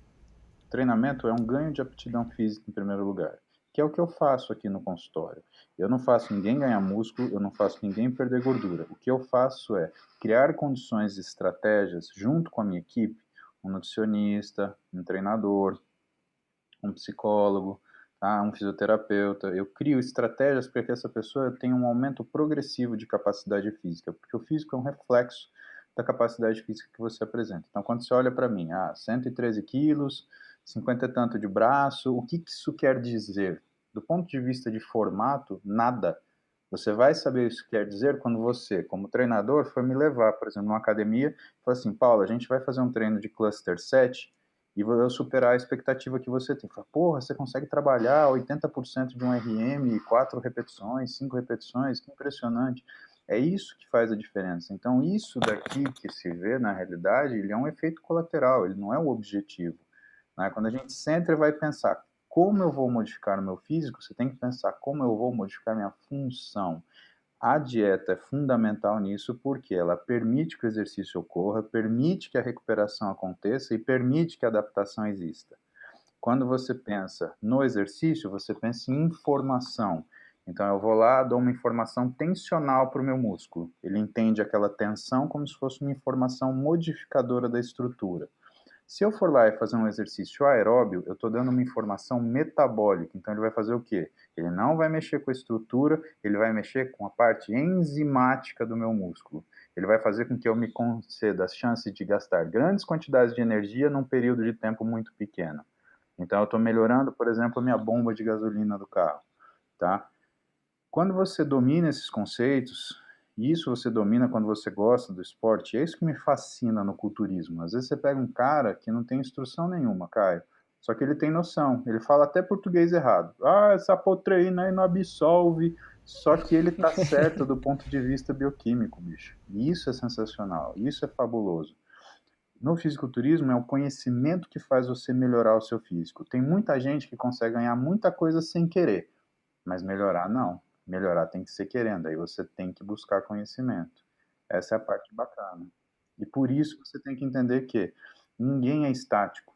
Hoje é assim, amanhã pode não ser. E essa flexibilidade, ela tem que existir para você entender que 2 meses depois de você avaliar uma pessoa e recomendar aquilo que você acredita ser a estratégia para ela evoluir, ela já é outra Uhum. pessoa, funcionando Com ou não, certeza. ou atingindo ou não o objetivo que você gostaria. Eu vou dar até um exemplo para provar o que você está falando. Por exemplo, a minha última competição foi assim, eu competi a primeira vez, 6 meses depois da competição, eu estava em dieta reversa, né, Uhum, revertendo desse cut, ganhando mais massa magra, tentando minimizar aquele acúmulo de gordura, aquele rebote, uhum. né? E depois, durante os próximos 6 meses, eu estava fazendo um cut novamente. E isso não é ideal, principalmente, assim, por um cara natural que chegou a níveis extremos de gordura corporal, meus hormônios não estavam em níveis ideais, Sim, né? você vai tirar uma Então, coisa chamada overreaching não funcional. Verdade. Então, cara, tava tudo uma merda, assim, meu corpo tava, cara, nossa, cara, eu fui no médico e, assim, você tá lindo por fora, mas ali o testosterona tava baixa pra caceta, T3 e T4 tava para lá e pra cá, então, eu não dei tempo suficiente pro meu corpo, pro meu metabolismo se recuperar completamente. Uhum. E aí, eu tive que abaixar as calorias para essa outra competição, para secar bem, eu sequei bastante. Foi 24 semanas de cutting, tá? 24 semanas aí Bom. de dieta, que é um tempo bem prolongado. E eu tive que comecei as calorias praticamente 2.500 e no final do cut estava gerindo 1.800, Uhum. com uma quantidade de carboidrato de 150 gramas, 200 de proteína e 30 de gordura, que eu acho até muito baixo, cara, não gosto muito. Uhum. Mas foi que eu tive que chegar ali mesmo, ali, abaixando de semana em semana, fazendo as modificações. Agora, essa última competição que eu fiz, que foi agora 2 semanas atrás, eu fiquei em cut em 14 semanas apenas, tá? E eu consegui secar desde a semana número 1 com 270 gramas de carboidrato e 2.500 calorias. Então, Sensacional. como você vê, é o mesmo corpo, é a mesma pessoa, tendo resultados melhores comendo 700 calorias a mais, sabe? Uhum. Tipo, tendo o mesmo resultado praticamente, comendo 700 calorias a mais, mais carboidrato. Por quê? Eu acredito, eu posso estar errado, você pode dar sua teoria aí, mas primeiro de tudo, eu fiz um off-season de 2 anos, aonde eu tive mais tempo para recuperar meu metabolismo, né? Comecei a treinar ele a talvez consumir mais calorias, porque no off-season eu realmente estava consumindo 3.000 em média, Uhum. 400 gramas de carboidrato, né? E ganhei mais massa magra, né? Que também isso vai ajudar nesse Uhum. processo. Mas o que eu acredito que me ajudou mesmo foi ter esses 2 anos off, acostumando o metabolismo com mais calorias e tendo tempo suficiente para recuperar o meu quadro hormonal de uma maneira ideal. Isso é verdade, Mas é o mas que você você tem que falou. entender o seguinte, que na realidade, o que que é o off, né? Por isso que eu brinquei com você, tem cara que chega aqui e fala que tá em off e tá em never, né? O off é o período onde a dieta segue o treino. Então você nunca restringe a dieta se o treino ele estiver evoluindo. Por quê? O que que é o off, Caio? O off é o período onde você ganha força que você vai transformar em resistência anaeróbica na fase de preparação. Então, assim, faz sentido você fazer um drop set, por exemplo, com 10 quilos no supino? Não, não faz. O mínimo, você não tem força nenhuma. Você cria uma força para fazer 40 quilos supino para depois você fazer um drop set, tá? Faz sentido o cara que não tem um preparo de base num exercício ou num treinamento de força e treinar exatamente igual ao fisiculturista profissional? Não faz o menor sentido, porque o fisiculturista profissional ele trabalha em resistência anaeróbica, ou seja, ele consegue fazer trocentas repetições com uma carga que a maioria das pessoas faria duas ou três. Então, no off, você é, entre aspas, obrigado a oferecer a quantidade calórica para que o trabalho seja realizado. Quando você entra em pré-contest, e aí o tempo que você selecionou é exatamente esse. O do Eduardo Corrêa, por exemplo, a gente começa a preparação dele com 22 semanas, tá? Mas o tempo que a gente faz em off, o que, que a gente faz quando entra em pré-contest? A gente pega toda essa força que foi gerada e a gente coloca dentro do treinamento do culturista. E o que, que é um treinamento típico de culturista? Aí a gente estava falando com o Belmiro de Salles, ele gravou para a gente um vídeo lá no canal da Max, e a gente estava falando sobre o treinamento de culturista, e a gente chegou à conclusão que uma das coisas mais praticadas, que tem uma tendência a ter uma eficiência melhor, é uma periodização reversa, né? Então, na fase de preparação, você faz com que caiam as calorias para que você tenha uma perda de gordura progressiva, né? E o exercício ele não é para criar capacidade física, é para usar a capacidade física que foi criada para fazer a modificação anatômica. E aí a gente vai trabalhar, sei lá, 8 a 12 repetições máximas. Não é que eu vou escolher um peso para fazer 8 repetições, não. Eu vou trabalhar 8 a 12 repetições máximas. Aquilo é o máximo número de repetições que eu consigo fazer com aquela carga, né? Seria um 8 a 12 RM. Por exemplo, só que hoje, com as técnicas de intensificação, então você fala, por exemplo, em strip set, drop set, up set, você cria uma realidade diferente nessa situação, porque você consegue ter um treino de pré-contest onde a carga não caia. Isso é importante. Por quê? Porque o que dá a textura do músculo, aquela sensação de hardness, é a carga que você coloca. Pode ver que os caras que começam a fazer muita repetição no finalzinho, não, estou na fase de secar, 15 repetições, 20 repetições, e deixam de fazer força, ele fica com aquele físico que é pouco denso, é aquele músculo meio Cara, balãozinho. eu te amo por falar isso, porque eu vivo falando isso. A galera sempre fala assim, Caio, no cutting você muda o treino? Eu falo, eu não mudo, assim, porque eu combino, ou até uma das perguntas da entrevista era qual que seria a importância do treinamento de força para um fisiculturista. E eu sempre, nos meus vídeos, eu sempre ensino a fazer o agachamento de uma forma correta, o supino de uma forma correta, porque esses exercícios compostos são quando eu uso técnicas wave loading, técnicas mais de força que você falou, dá esse hardness que a gente usa com uma carga mais pesada. O pessoal fala, Exatamente. nossa, o Caio usa muita carga, né? Tipo, o cara é muita... E uma das coisas é que eu venho treinando dessa maneira há muito tempo, né? E o treino de força, que ele é? Adaptação neuromuscular, neurológica, né? Então, e ele também é muito específico, pelo que eu li na literatura, ele é muito específico àquele rep range, aquele intervalo de repetições. Então, se um cara está fazendo treino de força de 5 repetições, ele vai ser muito bom em levantar carga de 5 repetições pesadas. Uhum. Pode ser que 2 repetições, e com certeza ele vai levantar mais carga que 5, mas não que um cara que treina fazendo 2 repetições, ou um cara que treina fazendo 10 repetições vai É ser específico. melhor, bem Exatamente. específico. Agora, o que você precisa lembrar no meio E desse raciocínio? Que em relação à hipertrofia, hoje o que a gente sabe?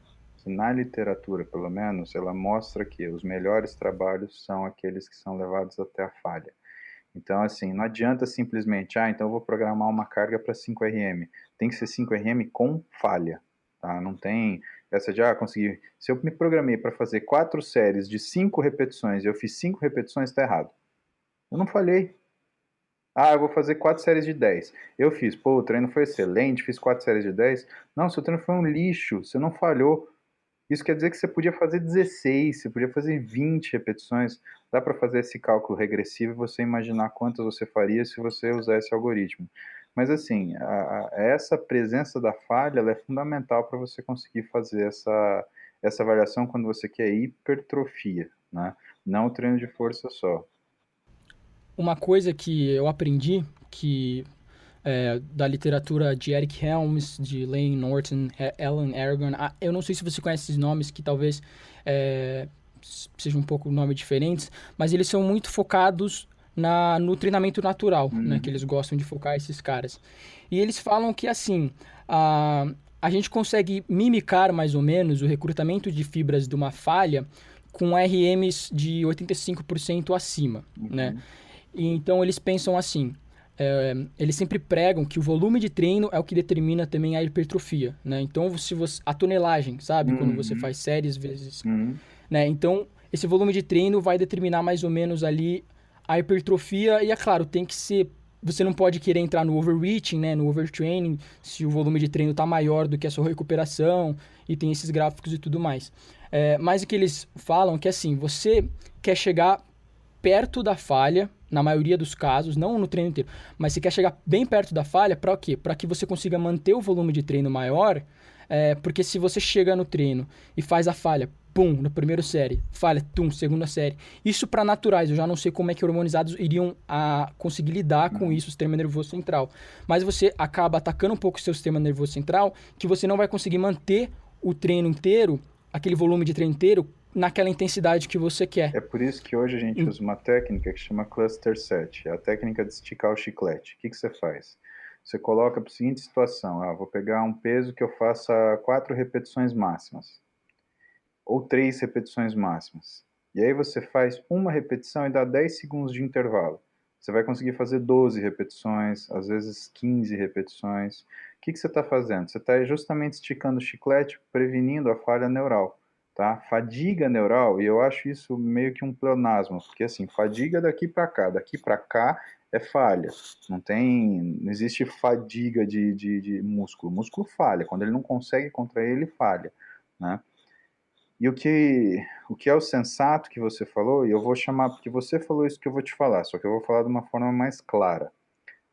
O treino você pode atingir o máximo de capacidade física, ou você pode fritar o seu músculo, você pode falhar precocemente. Se a gente ficar imitando bater asa com força dentro do nosso quarto, olhando no espelho, você vai ver que você vai conseguir fazer 100 movimentos, 120 movimentos, e você vai sentir o músculo inchar, você vai sentir o músculo doer. Isso não quer dizer que isso vai levar à hipertrofia. Isso é a diferença de você cansar. Quem que faz isso?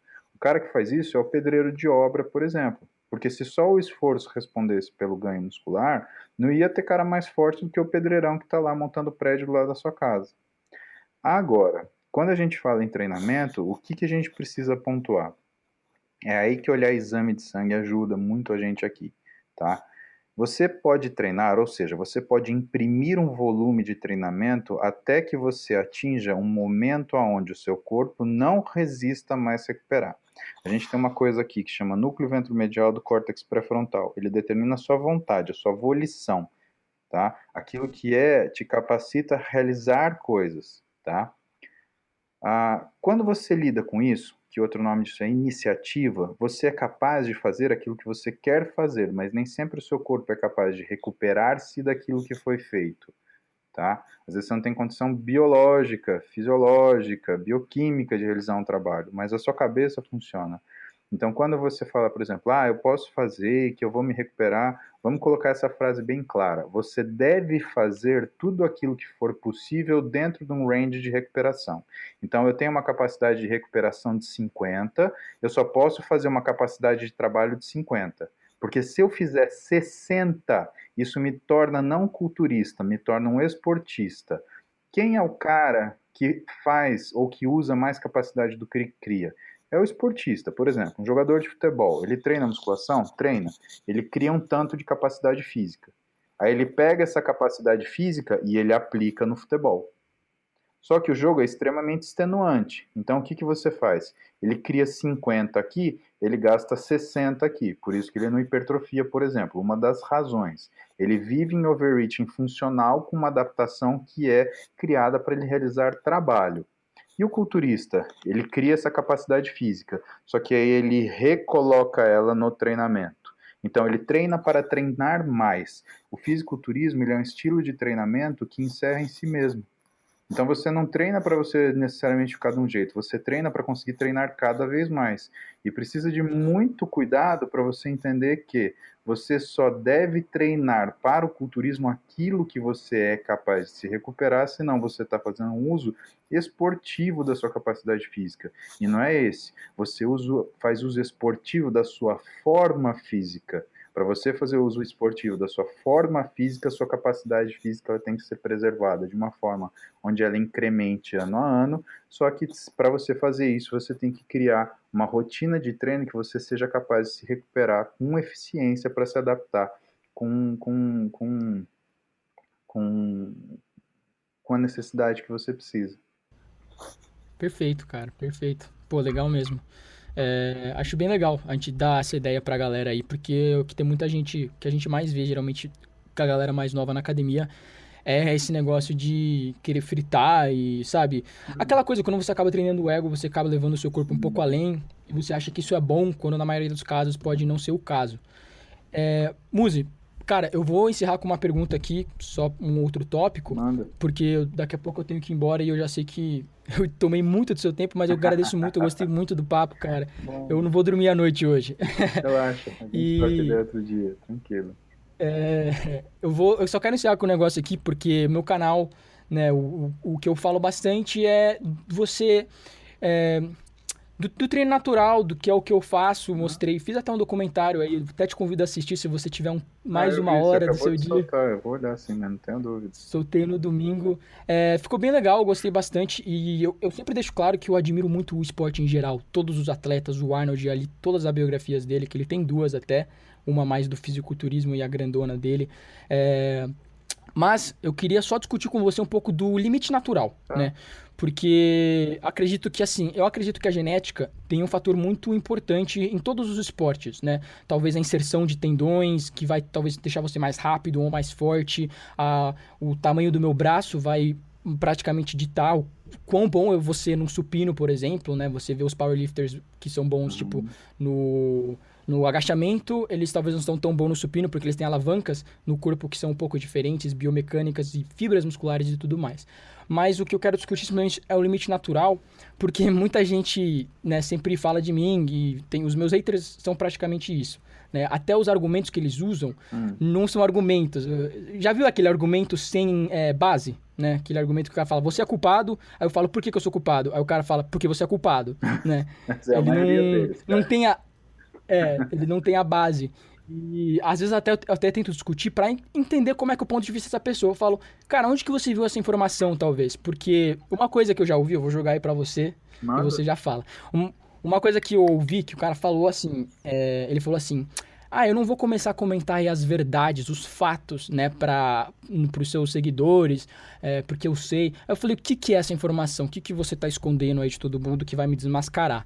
Aí ele falou assim, que é impossível ter 6% de BF com 40 de braço. Você vê que não tem nenhum tipo de sentido esse tipo de frase. Mas dá a sua opinião aí do limite natural, aonde é possível a gente chegar, mais ou menos, um cara, vamos dizer, com uma dieta, com uma genética medíocre, de mediana, né, eu quero dizer, dá aí seus 2 cents. Vamos lá. Em primeiro lugar, eu não acredito que existam pessoas com genéticas medíocres. Eu acredito que existam pessoas com mentes medíocres, tá? As pessoas que têm mentes medíocres, elas têm características que são básicas. Elas nunca descobrem por si próprias aquilo que elas precisam fazer. Elas põem em prova aquilo que outras pessoas conseguiram. Elas nunca dão tempo para que aquilo funcione da maneira que devia. Elas querem um resultado sempre antes da hora. E elas sempre criticam toda pessoa que consegue atingir algum resultado que ela só é capaz de sonhar. Então é assim, genética, Caio, ela determina o que é mais importante dentro de um corpo que está sendo preparado para ganhar massa muscular. Não é só a capacidade de realizar trabalho, é a capacidade de se recuperar diante dele. A única coisa que eu acho que é genética é a paciência, o quanto você tem de saco para esperar que aquilo que você esteja fazendo, ele funcione. Vamos fazer conta besta agora, tá bom? Em primeiro lugar, eu como 50 gramas de chocolate por dia. Então eu tô lá e eu acho que, 50 gramas de chocolate, eu como uma média, de 2 quilos de comida por dia, dividido aí em 5 refeições de 400 gramas. O que é comer 50 gramas de chocolate por dia em 2 quilos? Conta rápida, 50 gramas de chocolate por dia é o equivalente aí 500 gramas a cada 10 dias, ou seja, 1,5 kg de chocolate que você come por mês. Aonde você acha que esse 1,5 kg de chocolate por mês vai parar? Primeira coisa, vamos falar de treinamento. Você tem 55 semanas no ano, tá? Se você treina um grupo muscular uma vez por semana e você perde um dia, você perde uma segunda-feira, você já perdeu 2% da capacidade de treinar aquele músculo no ano. 2%. Tá? Caralho, velho. Mais que isso, se você treina toda segunda-feira, por exemplo, peitoral, depois de 2 meses de dieta fudido que você fez para ganhar massa, você fez 8 treinos de peito, Caio. 8 treinos de peito. Quem em sã consciência consegue ganhar algum formato de músculo com 8 treinos? Pensa que se você tivesse uma capacidade de recuperação que te fornecesse a habilidade de recuperar-se com um dia, com 24 horas, você demoraria ainda assim mais de uma semana para ter alguma diferença. Então as pessoas elas têm números mágicos na cabeça dela. Né? Eu te falo isso porque eu chego aqui, faz 26 anos que eu treino, cara, não é desde ontem, Uhum. né? Sim, com E certeza. assim, às vezes eu Eu nem me atendo... considero. Desculpa, só Não, vou bem imagina, rapidão. pode falar. Eu nem me considero uma pessoa avançada, né? Hum. É, e eu treino há 6 anos, né? Eu acho que ainda falta bastante pra eu chegar lá. Ó. E, cara, o que eu falo bastante é tipo assim, eu treino há 6 anos, só que eu posso te falar Hum. que até hoje tem uma coisinha aqui ou ali que eu faço talvez no meu agachamento e deixo ele melhor, sabe? Tipo, no Caio, eu meu treino há supino, que eu... 26 e eu aprendo coisa até hoje, bicho. Às vezes eu aprendo Então, coisa cara, com um cara que é prático, que ele não estudou porra nenhuma, mas ele teve uma visualização brilhante, porque ele teve uma inteligência locomotora, espacial, que eu não tive, e que muita gente que escreve pra cacete não teve. Então, assim, o cara o único burro é o cara que não está disposto a aprender. Esse cara é ignorante, que são aquela galera que é o doutor de cadeira, né? Inclusive, isso não é palavra minha, você pega o Roberto Simão, que é o maior pesquisador da área de exercício da América Latina, né? Ele fala isso, ele fala, se o cara quer ser profissional de educação física, ele tem que ter suor no calção, sim, senão ele nunca vai saber do que ele está falando, né? Eu nunca vi vegetariano dar aula de como fazer churrasco, né? É que, porra, para falar de atividade física hoje em dia, que fitness virou esse monstro de indústria que você vê, todo mundo quer sentar na janelinha, bichão. Então isso que é a questão. Mas termina o seu raciocínio, eu termino de te falar, desculpa. não era isso mesmo que eu tava falando, sabe? Que tipo assim, é o que você fala, né? Tem muita gente que talvez com 3 meses não teve o resultado que achou que ia ter, e aí acredita que, pô, assim nunca vai, né? Exatamente. E A gente fala de. Bom, só para você ter uma ideia, você fala, eu treino há 6 anos. Para IFBB, você está na curva padrão de tempo que demora para fazer um corpo de competição. Do cara que já treina, quando ele fala assim, eu quero competir, quanto tempo demora para você fazer esse preparo? 5 anos. 5 anos. Por que que o Phil Heath, ele é hoje, o apelido dele é The Gift, né, a dádiva, ele é novo, né? né? Exatamente, É. porque ele foi um cara que virou Mister Olímpia com um físico num padrão onde os campeões, eles eram campeões com 40 anos de idade, ele foi com 32, né? Então, por isso que ele foi surpreendente, né? É mesmo que eu, que tenho quase 40, ver entrar um moleque de 32 aqui com um físico 30 vezes o meu tamanho.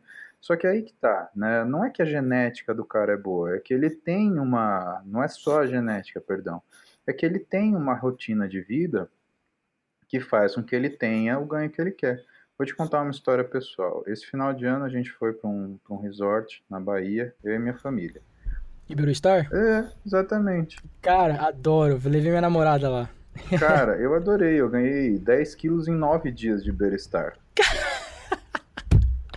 Mas ganha mesmo. Quem já foi sabe, cara. Exato. Aí Quem o já foi nego olhou sabe. pra mim e falou assim: Porra, o que que você tá tomando? Caralho, irmão, fala pra mim, que droga é essa que você acha que você ganha 10 quilos em 9 dias pra um cara experiente, que tem um físico surrado?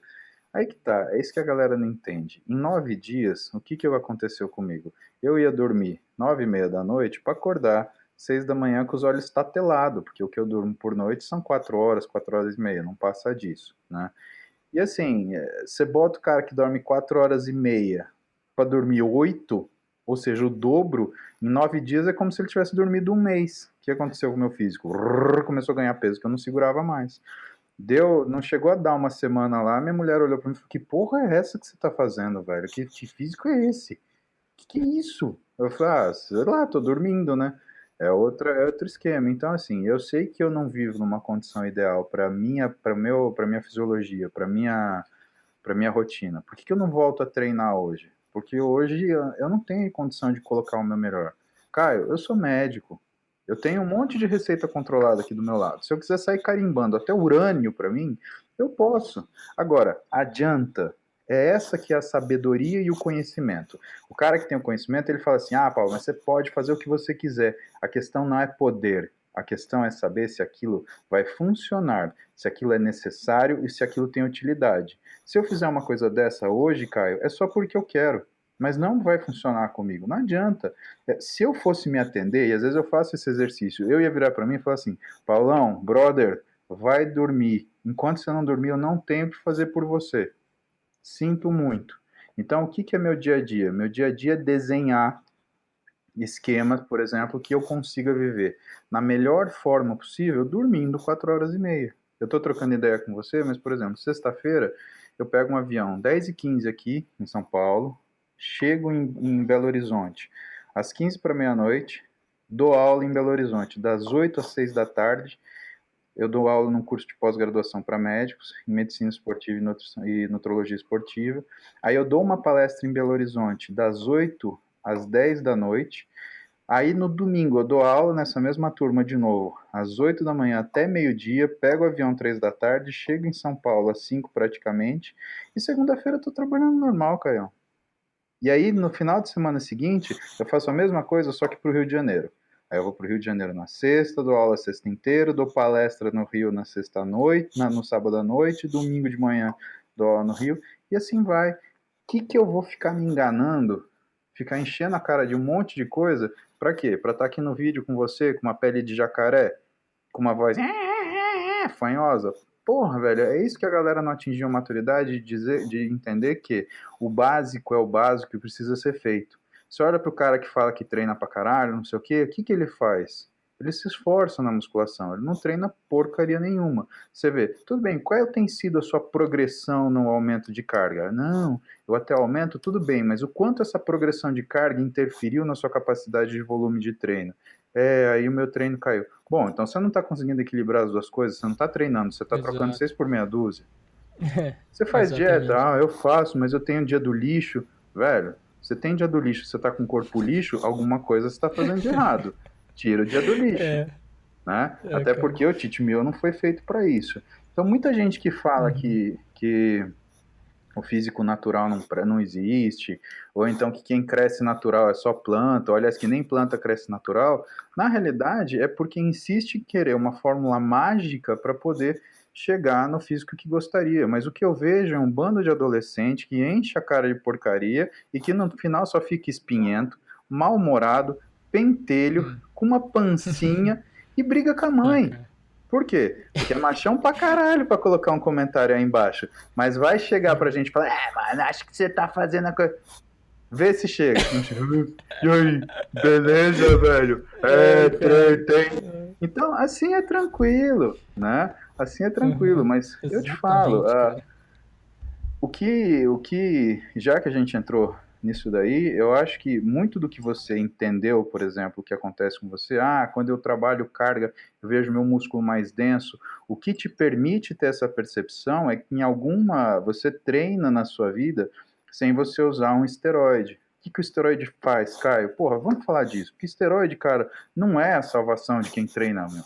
Não adianta. Se fosse assim, só tinha Arnold Schwarzenegger andando. Porra, você acha que os caras não iam? Exatamente. Ó, fulano, tem isso daqui, você vai tomar, você fica bem. Não fica, fica uns mortadela, com aqueles É o que braços eu que falo. parecem uma mortadela amarrada, aquela puta cara de traquinas, aquela acne nojenta, o saco fica Cara, parecendo uma uva passa, porque você tem o que que olhar eu o falo saco é. do cabra.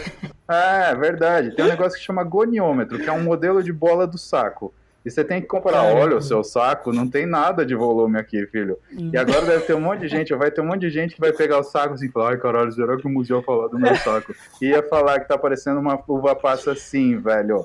E você tá Cara, fazendo isso, que da você tá hora. fazendo errado. Você não tá conseguindo aumentar seu braço, você tá baixando seu saco. A vida é Puta assim, que é pariu. triste, tá? É real, é foda. Isso daqui é difícil, não é pra qualquer um, não é de qualquer jeito. E É, se é o que eu você falo. É o que eu, fala, desculpa, mas é o que eu falo muitas das vezes é assim. Não dá pra provar que uma pessoa é ou nem é natural, porque tem um monte de não shape dá. bosta que usa droga. Então você falaria que o cara é natural quando na verdade ele tá usando mais coisa que Mr. Olímpia, sabe? Exatamente. Ué, Então, eu atendo uma molecada aqui que chega, 17 anos, tá tomando, se você somar todos os sais de testosterona que ele toma, são 4 gramas de testo que o cara tá tomando por semana. E o cara chega aqui com 35 de braço. Eu pergunto pra ele, falo assim, na boa, tem duas coisas que me preocupam. Eu tenho 53 de braceta, você acha que eu tomo o quê? De litro, na Coca litro, né? Porque não é possível. Pra você, que é esse grilo, esse chassi de grilo do inferno, você tá tomando 4 gramas de teste por semana, você acha o quê? tem Né? essa misconcepção que quanto assim, você dobra a quantidade, você dobra o resultado, Não, né? você dobra Quanto efeito colateral, não é assim que a droga funciona. exatamente. E Que outra, o que pensam que funciona é o uma coisa esteroide? linear. Não é. Aliás, ele tem um intervalo de ação. O que o esteroide funciona, na realidade? O esteroide ele é um adaptogênio, ele aumenta a velocidade de recuperação. Ou seja, até o esteroide, ele é treino e dieta dependente, porque se você não faz a dieta correta, você não consegue energia para realizar um treino decente. E se você não faz um treino decente, você não leva a quantidade de informação adequada para o músculo, ele não tem estímulo para se modificar. É isso que acontece. Por isso que você vê 99% dos caras que usam esteroide tem um físico de merda. Porque ele quer usar o esteroide pra quê? Ah, eu tô tomando, então não preciso fazer dieta. Ah, eu tô tomando, então o treino não precisa ser forte. Então você vê cara que não quer fazer o treino. O cara, ele quer aparecer, ele quer ficar com aquele corpinho de vendedor de Mentex de farol, né? Peitinho de pombo, andar com o braço aberto parecendo que tá assado. E aí, Pogloss, tá me assistindo, brother? Braço pra você, viu?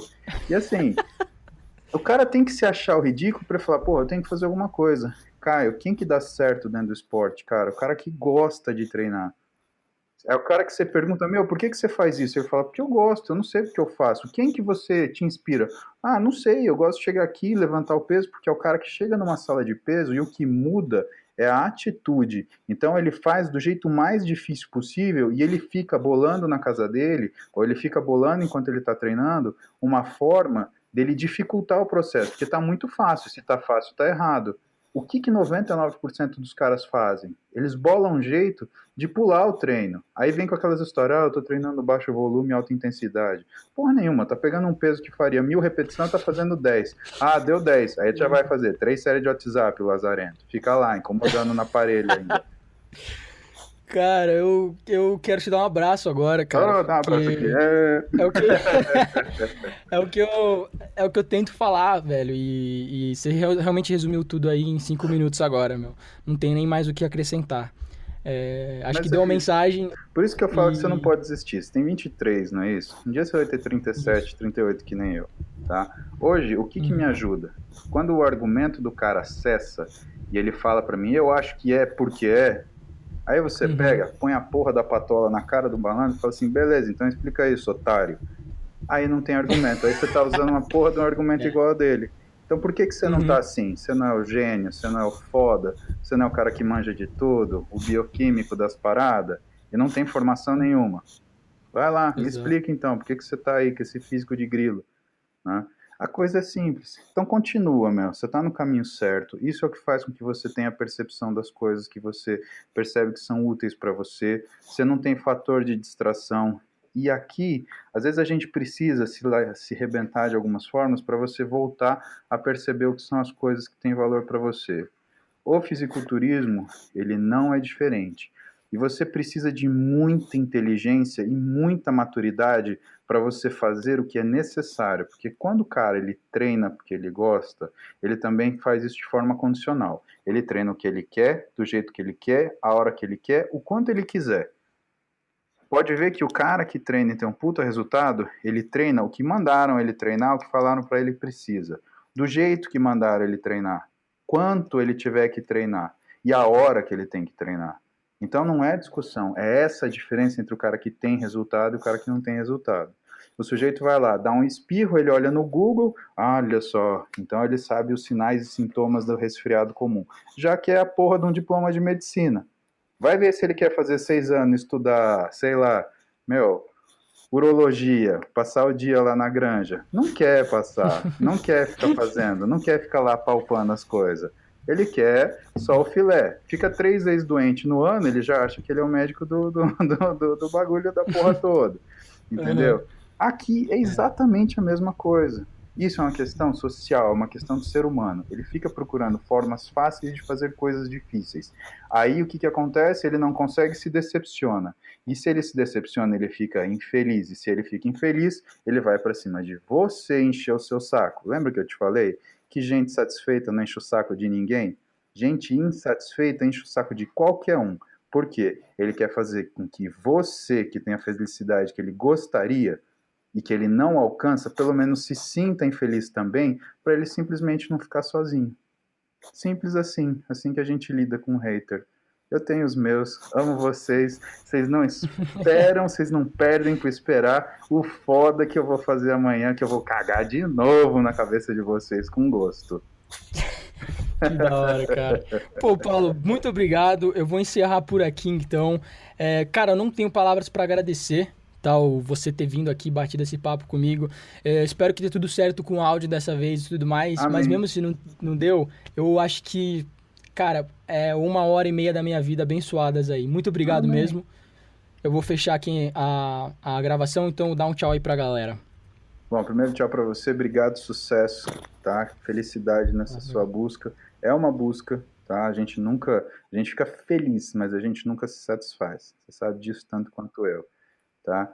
Aproveita as coisas que eu tenho para passar. Eu fico feliz em ver você acertar as coisas que eu errei, porque significa que você vai chegar numa maturidade profissional muito antes do que eu cheguei. E se Deus quiser, eu ainda vou sentar na sua frente para você dar essa aula para mim. Aí eu vou ficar muito mais feliz ainda. Caralho. Para a galera que Então está tá assistindo a marcado, então. gente, tá marcado então, você está me devendo. Para a galera que está assistindo a gente, desculpem as brincadeiras. Eu lido com as coisas de uma forma emocional também. Para mim, isso é o tesão da minha vida. Eu gosto de ver gente bem, gosto de ver gente feliz. Eu gosto de ver gente gostando do que eu gosto. Tá? Só que eu gosto disso aqui, isso daqui é difícil, isso daqui não é para qualquer um. E fisiculturismo, cara, se você tem que falar que você é porque tá errado. Aqui não tem fake. Aqui ou você é e mostra, ou você é só mais um goela que usa uma roupa ou coladinha, aquelas porcaria daquelas camisetas tetinha, ou então aquelas camisetonas que você parece um obeso que nem sabe de onde você saiu. Tenha orgulho de quem você é. Fisiculturista não Uhum, precisa falar para ninguém que esporte que ele pratica. Você olha um jogador de futebol uhum. na rua, se você não jogar uma bola no pé dele e mandar ele chutar na placa, você nunca vai saber da habilidade dele. O fisiculturista é o atleta que carrega consigo o sucesso que ele foi capaz de obter na vida, porque ninguém conquista um físico do dia para a noite. Beijo grande para vocês, sucesso, divirtam-se. Caio, obrigado de novo, valeu. Valeu, eu que agradeço, cara.